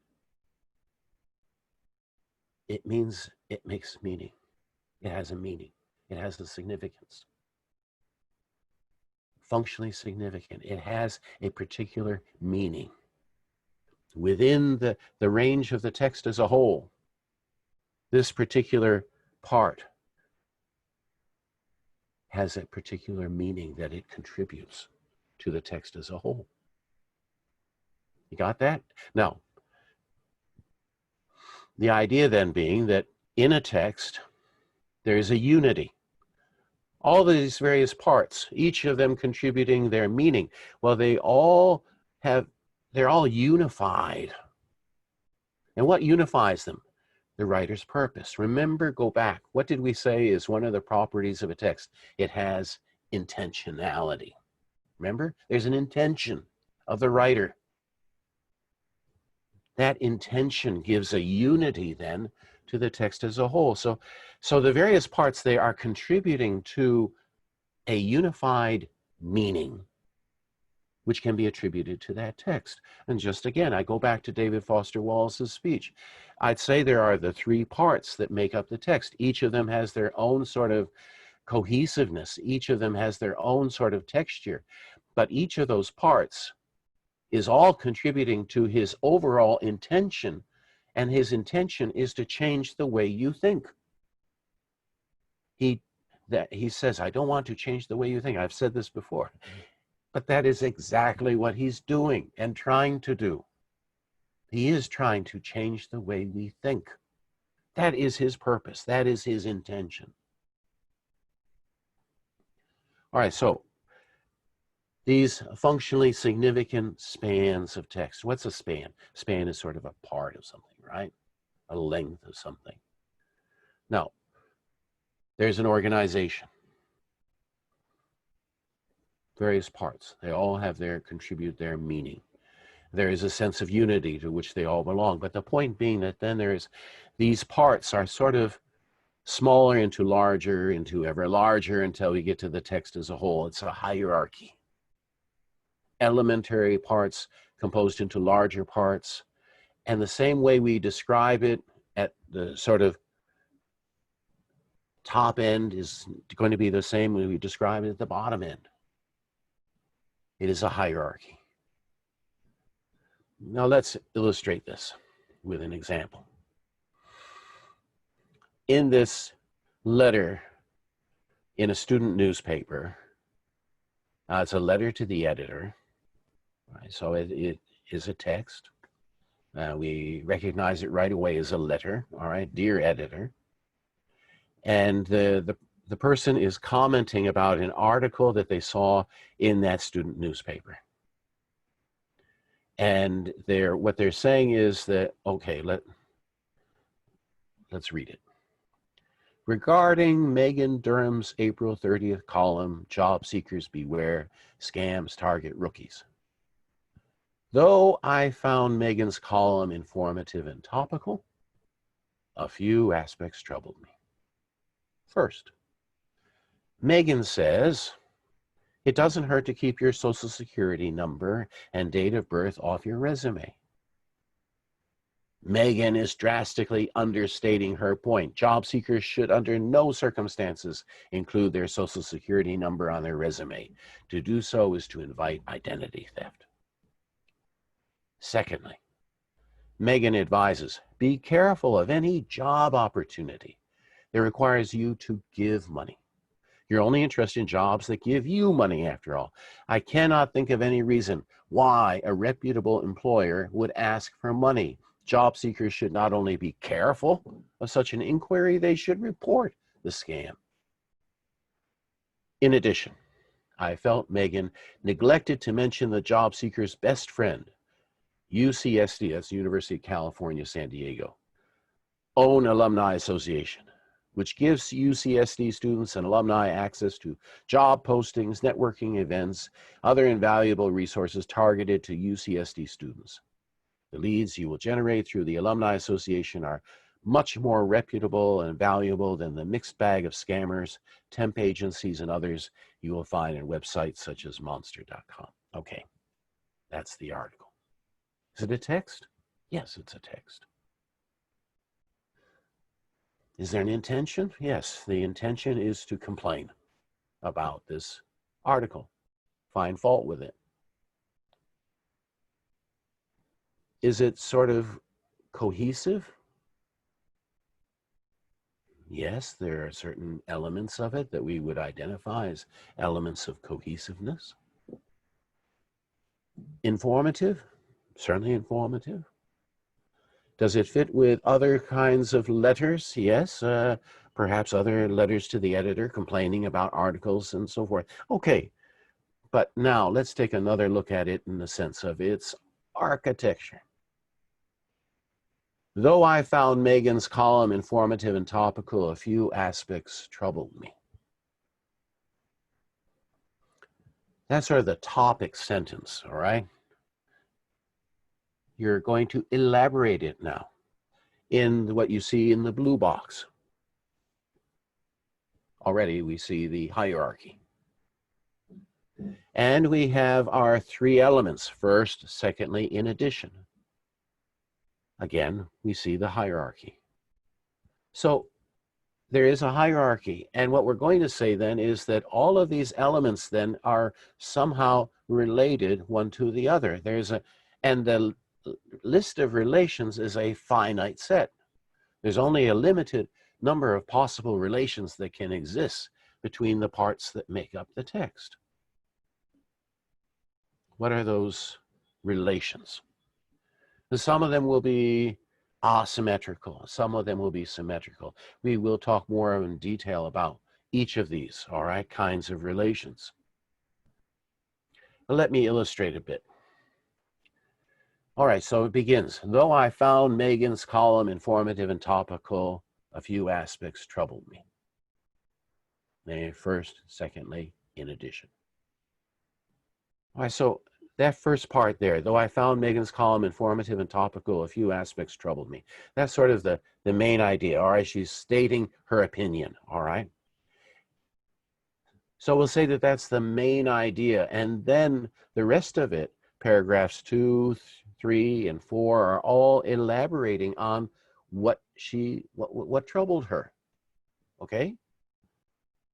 So we indicate the sort of the core idea with this sort of vertical line, and the arcs, these point from what we might say are they're not the main idea. They're sort of, well, in rhetorical structure theory, they're called the satellites. The satellites provide this additional information. Now, how are the relations defined? Let me illustrate with elaboration. We just said that paragraphs 2, 3, and 4 elaborate. Now those relations, elaboration, is defined. How is it defined? The satellite, paragraphs 2, 3, and 4, present additional detail about the situation or some element of subject matter which is presented in the nucleus in one or more ways listed below. Either members of the set, instances of some abstract concept, the parts of a whole, the steps in a process, the attributes of an object, or here, pretty obviously, the specifics of a generalization. What was the generalization? Some aspects troubled me. What are the specifics? First, second, in addition. And the effect of this then is that you, the reader, are supposed to recognize that the situation presented in the satellite in these paragraphs 2, 3, and 4 all provides additional detail elaborating on the point that's being made. In this case, the specifics of the generalization. All right, let's take one more before we take a break. Though I found Megan's column informative and topical, a few aspects troubled me. Okay. How is this related? Though I found Megan's column informative and topical, a few aspects troubled me. We have a word here, a connecting word, though. What does though indicate? Though indicates a kind of concession. Concession, you concede a point, all right? I concede. Megan's column is informative and topical. But, and here's my main point, and here's the point I'm trying to say, a few aspects troubled me. A few aspects troubled me clearly is the main thing being put forward by the writer here. She concedes the point. Yeah, okay, informative, topical, okay, but. She doesn't use but, she uses though. Both though or but can be used. Although is another one to indicate concession. What is concession? The nucleus. What is the nucleus here? The nucleus is B. A few aspects troubled me. The writer has positive regard for the situation presented in the nucleus. That's what I hold on to. A few aspects troubled me. This is what I believe.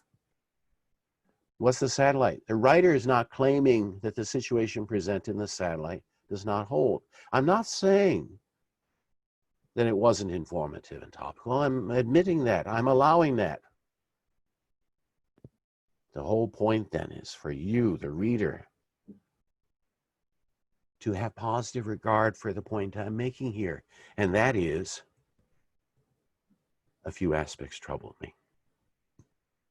All right, let's pause here. And again, we'll go to the about 10 minutes to the end of the hour. When we come back, we'll be continuing on this topic. Okay? Again, if you have questions, let me know in the chat.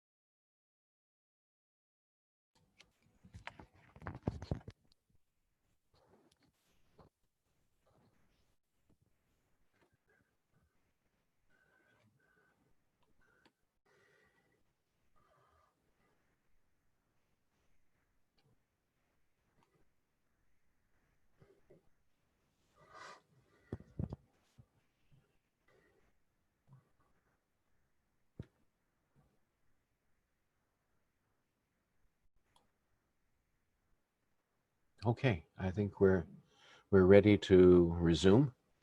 And question that has come up was, and I said I would address it here in the discussion, and this will be something that we will be talking about, and that is a nucleus or the nuclear span as opposed to the satellites. What we're saying is that there will be, in some of these, a relationship that is asymmetric, meaning there's one sort of main element, main idea, and there are sort of these satellites. Now, this then is, in rhetorical structure theory, this is defined, all right? So go back to, and I think we can illustrate this with concession. Remember we said that though I found Megan's column informative and topical, a few aspects troubled me, all right? Now, in this, we said that it is a relation of concession. That is clearly signaled by the use of the word though. We know it's concession, all right? Whenever you use though or although, and very often when you use but, it also has that meaning of conceding one point, but really wanting to emphasize another. And this is the case with here, all right? So you're saying, yes, a few I found her column informative and topical. But is that her main point? Is that what she's really writing about? No.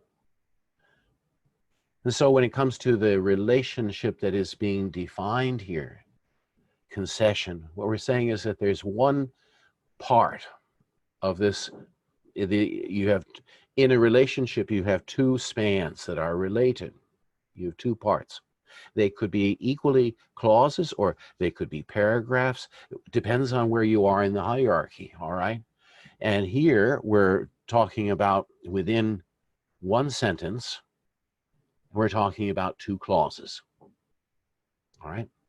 Now, what we're saying is in the nucleus, the writer has positive regard. Now, that's how it's being defined in rhetorical structure theory. Notice they're not saying that the nucleus is the main clause. No, they're not saying. Notice that the definition of this relation, now this is a real important point to mention, and that is that the definition itself is not about the grammar. That's different from Halliday. Remember Halliday's was saying that when he distinguished the process types, that is based on how they behave grammatically, okay? But Halliday's point was that why can you do that? Because the clause itself is the most basic lexicogrammatical unit. Lexico means words, grammatical. It's because he's not saying you have grammar and you have words. They are one thing. All right, he calls it the lexicogrammar. And what he's saying, Halliday is saying that the clause is the most basic lexicogrammatical unit.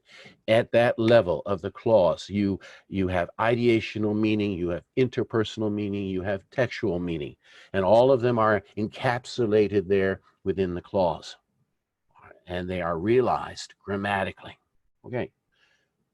But Halliday does make another point, and that is that, and this is why Halliday's approach really did not go much beyond the clause, because Halliday was insisting the approach should be based on the grammar. Well, if that's the case, then you really, your orientation was to that most basic lexicogrammatical unit, the clause.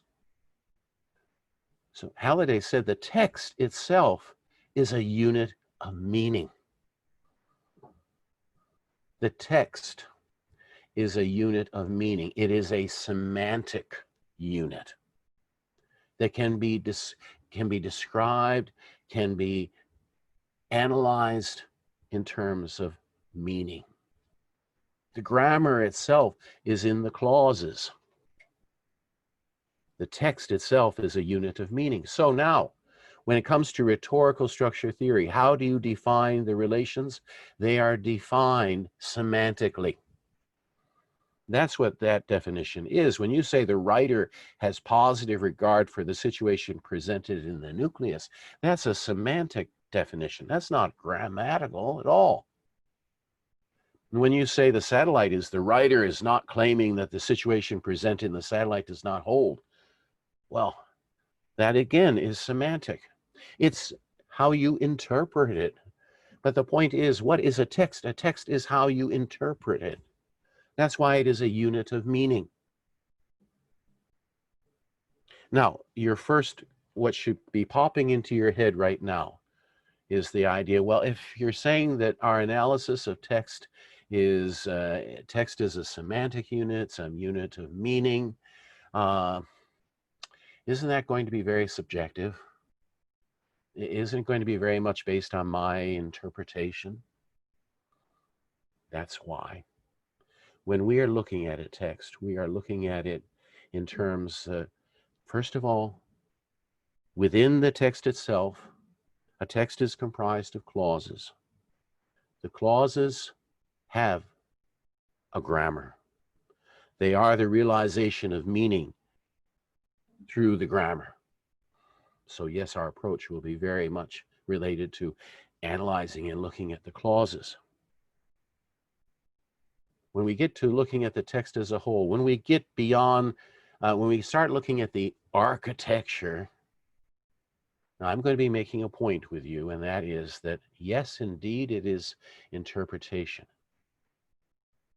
But it is not as though grammar does not figure into our interpretation. In other words, and I'm going to make a point here, and that when we talk about a text, we give our interpretation of the text. That interpretation is a theory. It's a theory. When you say the writer has positive regard for the situation presented in the nucleus, and you show it like this, and when I display it like this is my theory. This is my theory about how this text fits together and how it comes together as one coherent unit of meaning. Okay? Now, it's coherent. It is something that we understand. I am going to argue that this theory, though, and why I would say that I can argue from my theory over another, is that I have evidence to support it. Now, my evidence, where's it going to come from? Hold that thought, okay? Come back to rhetorical structure theory. I still want you to have a grasp of what this is about. I will come back to this point about the theory of the text. All right, we'll come back to that. First, Megan says, it doesn't hurt to keep your social security number and date of birth off your resume. Megan is drastically understating her point. Job seekers should under no circumstances include their social security number on their resume. To do so is to invite identity theft. How is this put together? Is this paragraph sensible? Do you understand it?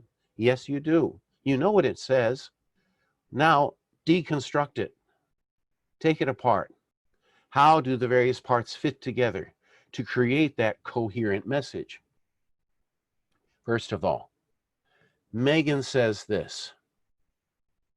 And next to the letter, what the letter writer says is, and this is why I put in green, the first part in blue, that's what the original writer of that article said, Megan. And what part is in green? The part in green is what the writer of this letter is saying in opposition to what Megan says. So there is a sense of an opposition between these two. Now, you'll see that I've drawn it here as being that the core idea is, yes, 2 through 4. In other words, 2 through 4, that's what the writer is saying. Of course, that's the main point, what the writer is talking about, right? That's the core. That's the nucleus. 1, the first sentence was what Megan says. All right, now, this relationship, why isn't it just a contrast? Megan says this, I say that. Why isn't that just very symmetrical? It looks very symmetrical. two opposing points of view. Ah, look at the relation of the definition. Antithesis. Some people say antithesis. Antithesis. Antithesis. I say antithesis, all right? Antithesis. The nucleus. What is the nucleus? The writer has positive regard for the situation presented in the nucleus. 2 through 4, that's what the writer is saying, correct? That's the nucleus. The situations presented in the nucleus and the satellite are in contrast. Yes, Megan says this, I say that. They're in opposition, they're in contrast. What's the effect? The reader's positive regard for the nucleus is increased. It comes down to, yes, again, it's not grammatical. It's why do you decide 2 through 4 are the nucleus? Because that is what the writer has positive regard for. It's not grammar. It's semantics, all right? It's about the meaning. It's about the function of what that group of clauses is supposed to mean. So the distinction between nucleus and satellite is being decided on the basis of the definition of these relations. All right, take this part then. Megan is drastically understating her point. Job seekers should under no circumstances include their social security number on their resume. To do so is to invite identity theft. Megan is drastically understating her point. That's what you're saying. And then again, that's your generalization. It's just like at the beginning. That's your generalization, and your elaboration is what's in 3 and 4. 3 and 4, how are 3 and 4 related? Job seekers should under no circumstances include their social security number on their resume. To do so is to invite identity theft. You're justifying. Why shouldn't you put your social security number? To do so is to invite identity theft. You're justifying it. Again, the relations, the definitions of the relations decide what is the nucleus and what is the satellite. It is not grammatical. It's based on the meaning, the interpretation.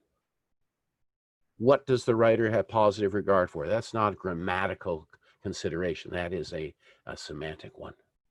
But this fits with what Halliday was saying. Halliday's saying that a text like this, coherent text, it is a unit of meaning. And so you must then analyze it as such, investigate it as such. And justify, again, has its own definition. I will give you later what these various relations are and the definitions. Right now, you don't have to worry about that. I want you to get sort of the bigger picture. Got it? I want you to understand what is texture. I want you to have a sense of what's the architecture. All right, so I'm right now wanting you to get sort of the big macro picture of what this course is about and what we're looking at.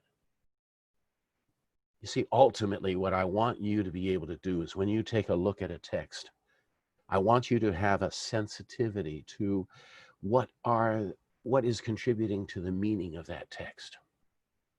The patterning, what kinds of patterns do you look for? Getting a sensitivity to that, to be seeing what kinds of patterns are there that can be used to communicate meaning. And sometimes not even that obviously. You know, you see it in the speeches that we've been looking at, whether it was Donald Jung or Susan Rice or David Foster Wallace, there's a meaning there. There's an intention there. Sometimes they explicitly say it, but sometimes they don't say it explicitly. It's something that you are left to infer and to catch on the basis of what they've been saying and the choices that they've been making. There is a website. You can take a look at it, and then we will be talking about rhetorical structure theory more. There is a website. I recommend you to go take a look at it. And it's here on the screen, and later you can look at it again, all right, when you look at the video. So what are the underlying assumptions then of rhetorical structure theory? A text is an organization of different parts at different levels in the hierarchy, all right? And we call them functionally significant. They have a particular meaning, and that meaning is contributed from the patterning, the cohesiveness within that text. Conveys a particular function, purpose. And all of these various parts and elements contribute to the overall meaning of that fits the writer's purpose, the intention of the writer. And there's a hierarchy, smaller into larger, and each of these spans, they are related one to the other. And some may be the more nuclear, more core, others more peripheral, satellites. Well, let me illustrate this with an example. And this is sort of a model, considered a model example of rhetorical structure theory. And this is applied to a fundraising letter. This letter, they're trying to raise funds. If you look at the bottom, it says, "Sincerely, Susan Webster." That, no relation whatsoever, all right? Just happens to be that way. In fact, you know, there's a book that contains a number of different approaches, analyses of this same letter. Halliday has a paper in that book. Those rhetorical structure theory, William Mann, Sandra Thompson, Christian Matheson, they have a chapter in this book. And each of them is describing how they approach this letter from their particular approach. It's very interesting to see the different approaches all applied to the same letter. Okay, so this letter is called the ZPG letter.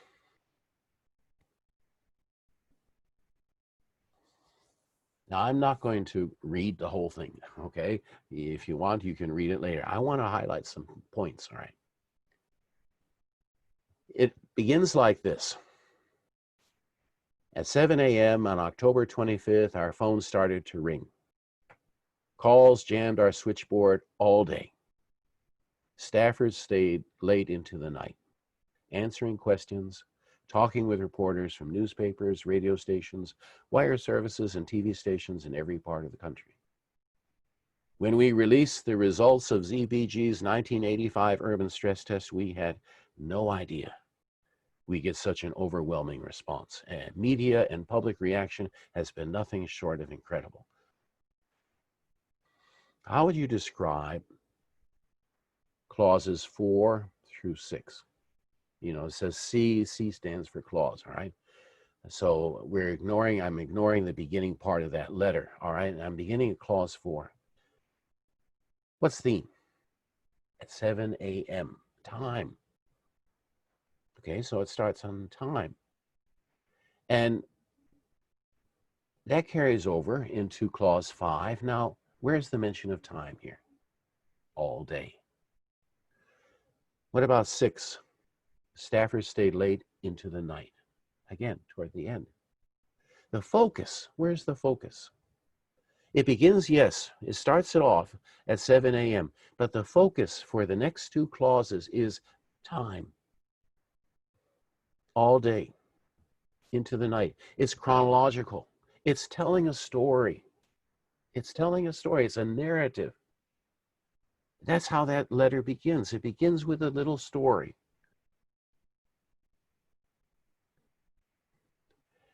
Now, this is the rhetorical structure schema for the whole text. And if you take a look over at the left-hand side, you see a sequence, 4, 5, 6. Sequence is a relation between 4, 5, and 6. It's quite symmetrical. 4 in the morning, 7 a.m., 5 all day, 6 night. All right, so it's a sequence. Now, what I want you to notice is that we can map out the whole text. Why? Because indeed it is coherent. All the parts connect up. All the parts at their level in the hierarchy relate one to another. The pairs relate one to the other. What I am now devising by mapping it out in this way, though, is my theory of what this text, how to interpret this text. That's basically it. How to interpret it. Let's continue. 9a, 9b. What have I highlighted? At first, the deluge of calls. 10, now. What's theme? Remember, theme I said is what we begin with, right? At first, now. What kind of relationship does that juxtaposition of those two references, at first, now, what does that express? 9 and 10, contrast. At first it was like this, now it's like this. Contrast. Notice it's not antithesis, it's not, oh, we favored one over the other. It's just saying it was like that before, it's like that now. I hope that you begin to notice something. Theme, the choice of what you put first, really does tell you something about how the text is put together. You see, it's not just completely subjective. The choices that we do make, the choices related to ideational, interpersonal, textual meaning at the level of clauses, does relate to the method of development of the text. Now, I'll illustrate it here. Notice 11, ZBG's 1985 urban stress test. Clause 12, it. What's that referring to? It refers back to the ZPG's 1985 urban stress test. 13, the urban stress test. What can you say is, if you remember from last week, we talked about the choice of theme. If you keep putting the same thing at the beginning, keep repeating it, what's that called? We said it was continuous thematic progression. It's a continuity. And what does that continuity add up to? 11, 12, 13, what are they about? They're all about the urban stress test. You see that repetition, that continuous choice of theme, putting ZPG's 1985 urban stress test in that first position. That choice reflected a continuity, a cohesiveness. And that cohesiveness, now notice 11 through 13, we'd say that that is one span. What defined that span, 11 through 13? The choice of theme, that continuous choice of theme. So it's not just sort of haphazard anyhow, this is what I think the text is and I draw my lines however I want. No. I do also rely on the grammar to give me insight into what is a functionally significant span. It has cohesiveness.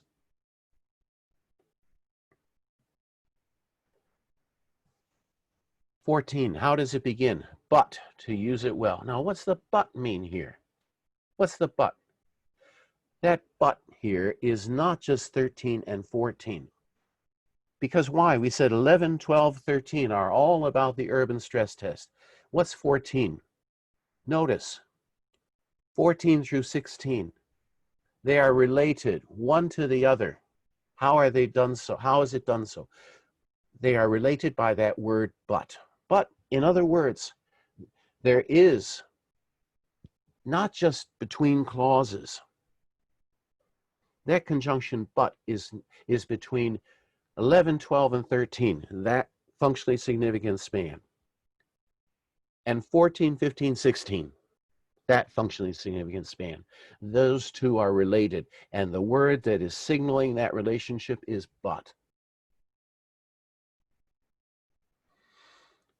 We, our small staff, our modest resources, again, it's changed. It's not about urban stress tests so much here anymore. Yes, it comes up in 17, but in this part it's we, our small staff, our. It's first person plural.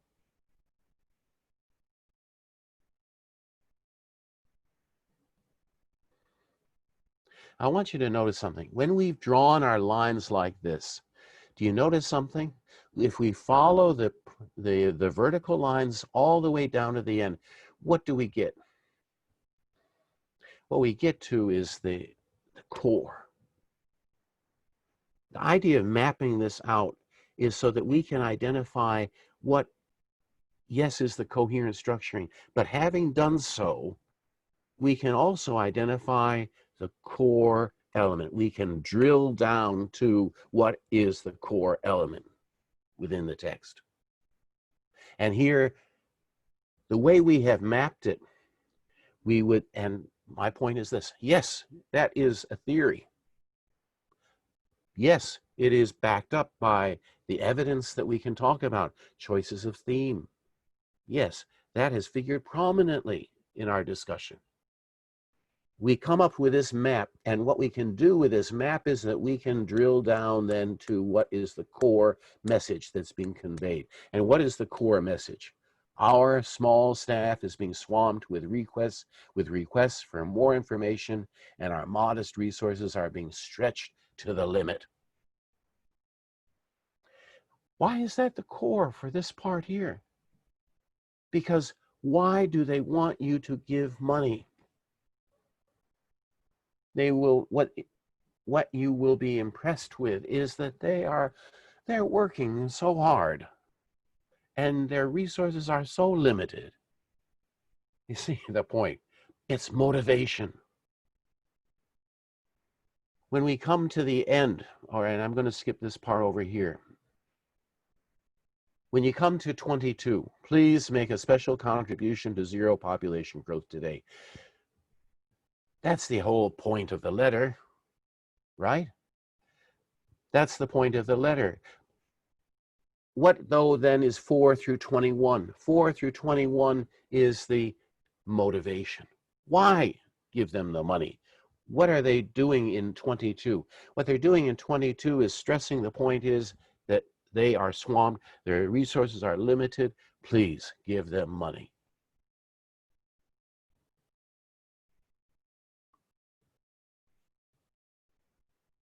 All right, I'm going to give you another example. And again, what I'm trying to do is I'm trying to convey to you the idea that, yes, this sort of mapping out is, yes, it is subjective. Because all the relations that we are defining are all defined in terms of subjective criteria based on our interpretation about what we think is the writer's positive impression or whatever, all right?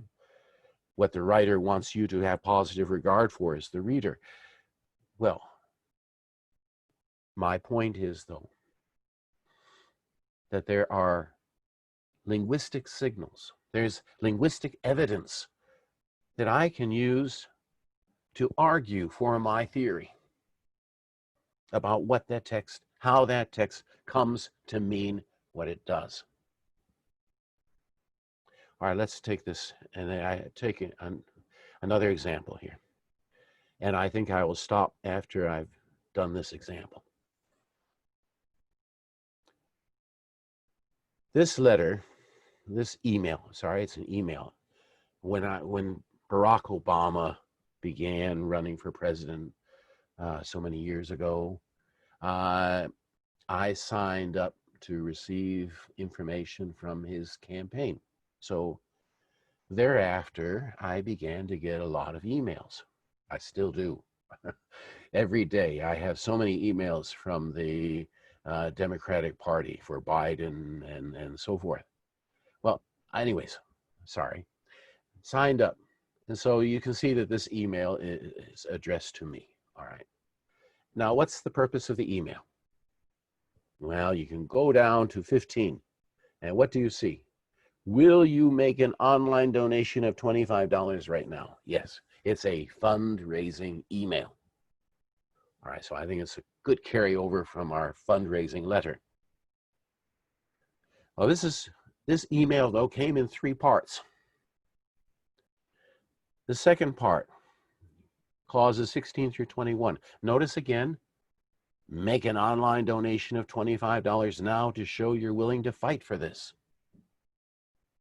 And third part, 22 through 29. Please make a donation of $25 now. 3 times it leads up to this point. Make a donation. First one was a question. And finally it gets to an imperative. And finally, a polite, please make a donation of $25 now. So 3 times, 1, 2, 3. Well, that sort of, you can see the email sort of split into those 3 parts, right? Well, so that's sort of the architecture to begin with. That's pretty obvious. 3 parts, all leading up to the same point. So let's take a look.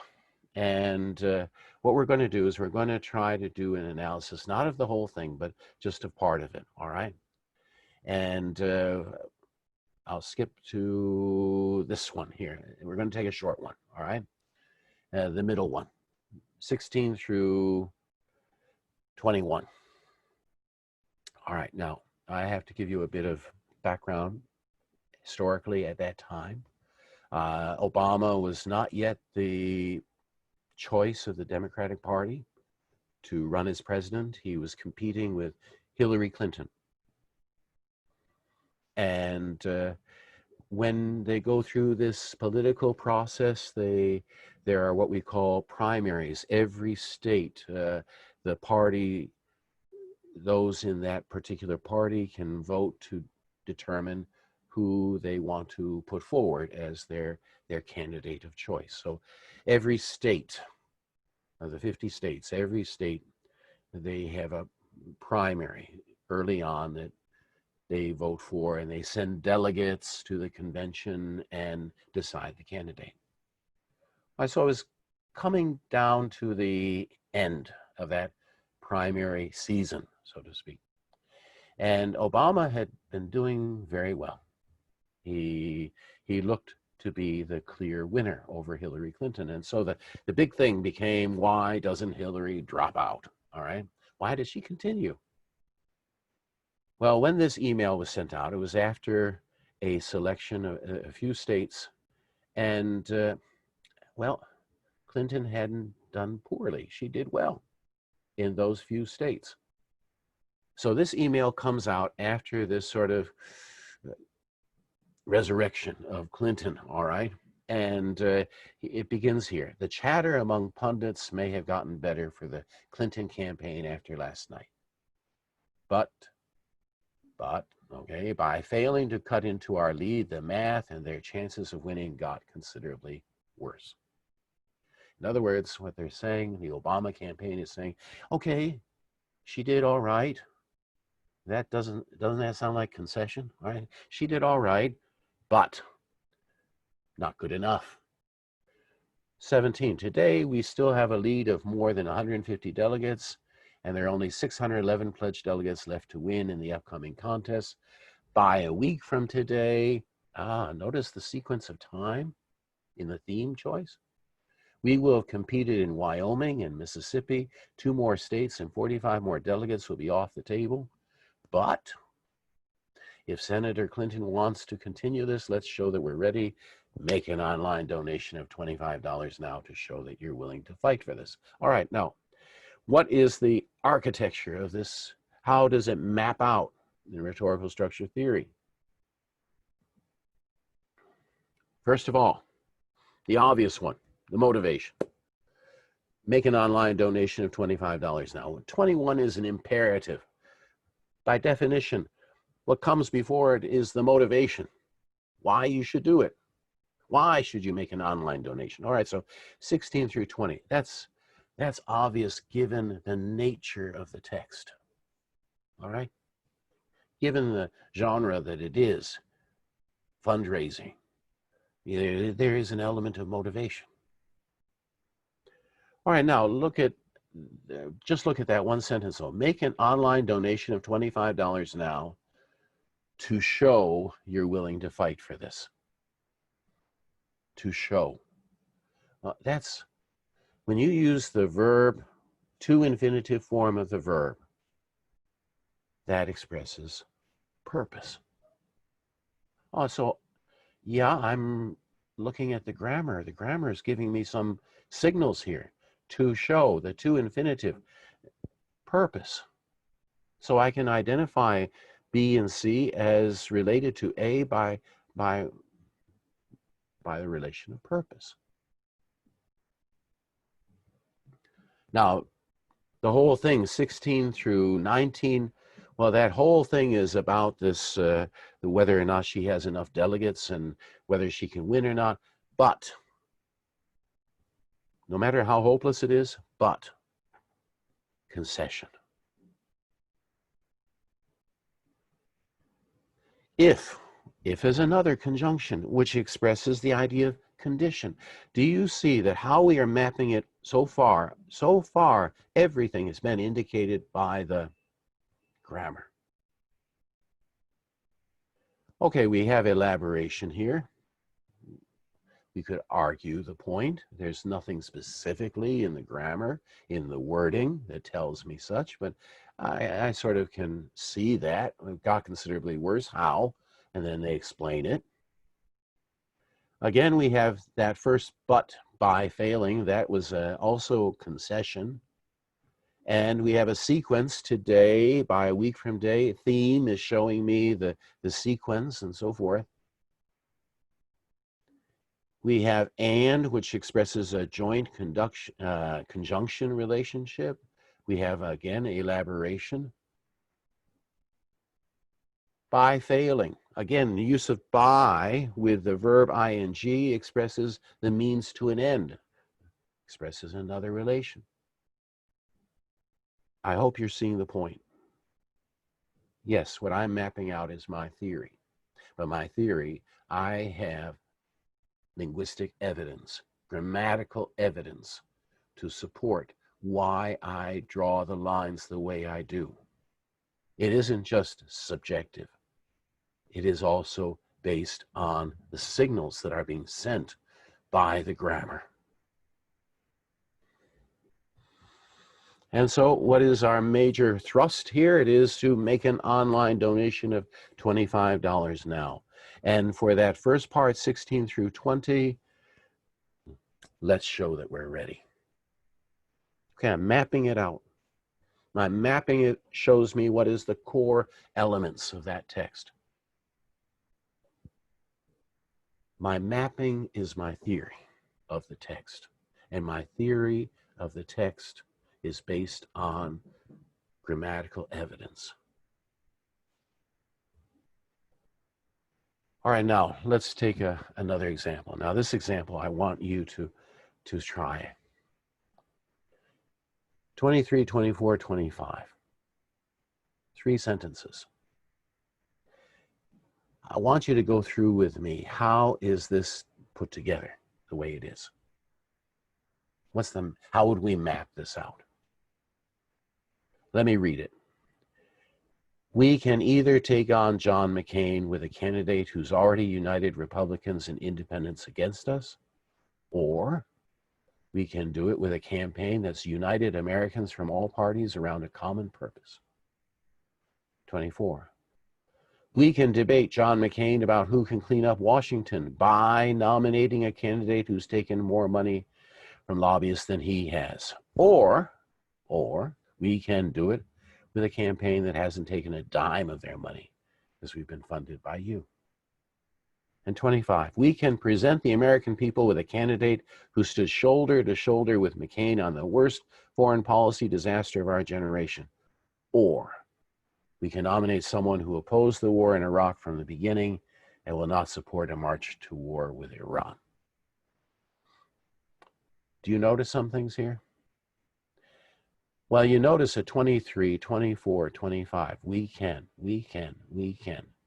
And you'll notice that there is inside these sentences another or we can, or we can, or we can.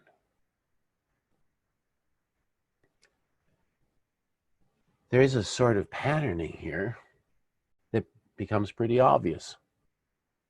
The three are pretty much alike. We can or we can. We can or we can. We can or we can. So let's take these three parts here. I'm going to draw my line horizontally across to represent this is a functionally significant span. Well, it's obvious because these were three sentences, okay?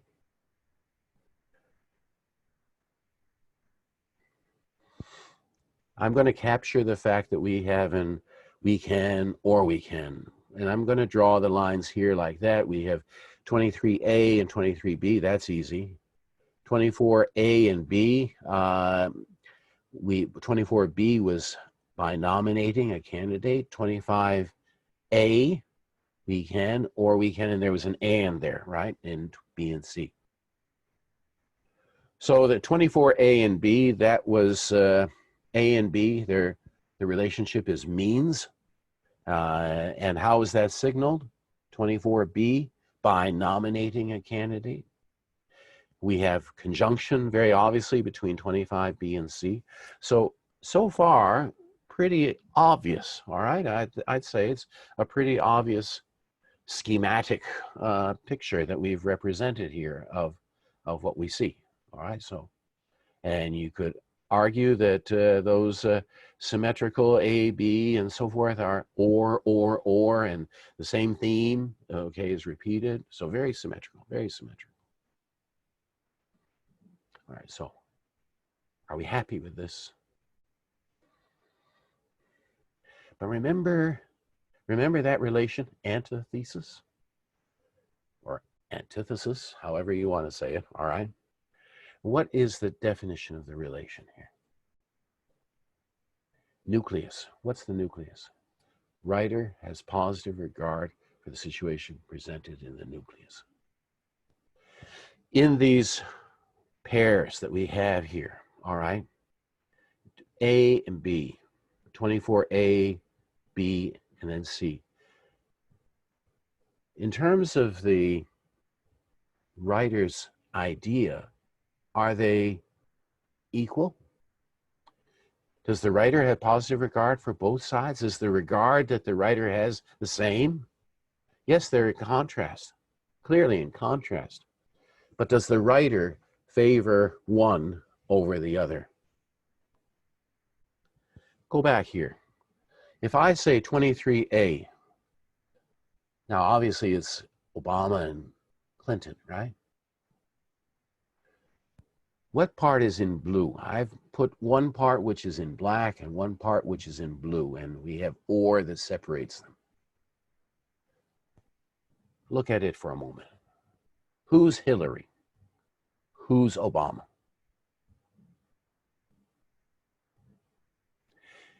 We can either take on John McCain with a candidate who's already united Republicans and independents against us,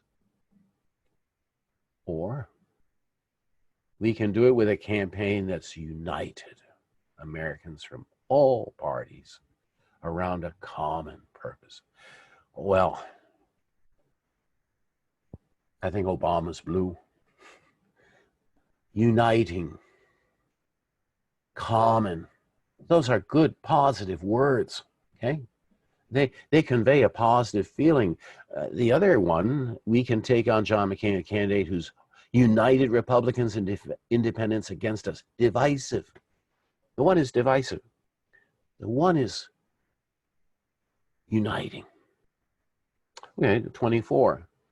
We can debate John McCain about who can clean up Washington by nominating a candidate who's taken more money from lobbyists than he has. Wow. Or we can do it with a campaign that hasn't taken a dime of their money because we're funded by you. Clearly. Clinton versus Obama. And then the last one, we can present the American people with a candidate who stood shoulder to shoulder with McCain on the worst foreign policy disaster of our generation. Wow, the words are so loaded, all right? Or we can nominate someone who opposed the war in Iraq from the beginning and will not support a march to war with Iran. Okay, so very clearly. The first part is Hillary. The second part is Obama. Is it really map out like this? Or does it map out like this? Because clearly, 23B is what the writer favors. The writer favors Obama. The first one, Clinton, is trying to sort of paint her in a very negative light. Obviously, the writer has positive regard for Obama, right? It's not just symmetrical contrast, it's antithesis.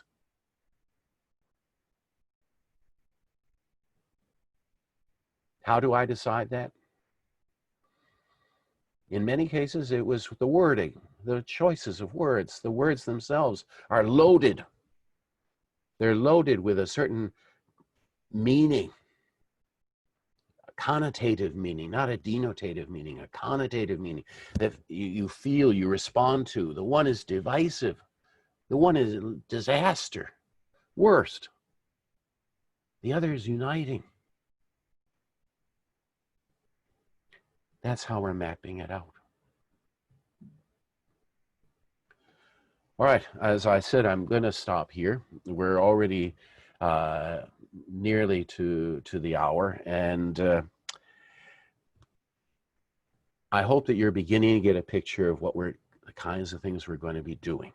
We're looking at text, and we're interested in how a text comes to mean what it does. And what I want you to realize through taking this course is not just the theory, not just the words. I want you to have an increased sensitivity to what there is in the grammar, in the wording, that conveys meaning, that makes meaning, and makes it more effectively, so that you can evaluate texts of others, but also your own, and have a way that you can look at a text and be paying attention. What should you be paying attention to? What contributes to the meaning of a text? That's what this text linguistics is all about. All right, so again, if you have questions, you want to let me know, you can email me, and I can respond to you next week, all right? Or respond to you during the week. All right, so thank you. See you.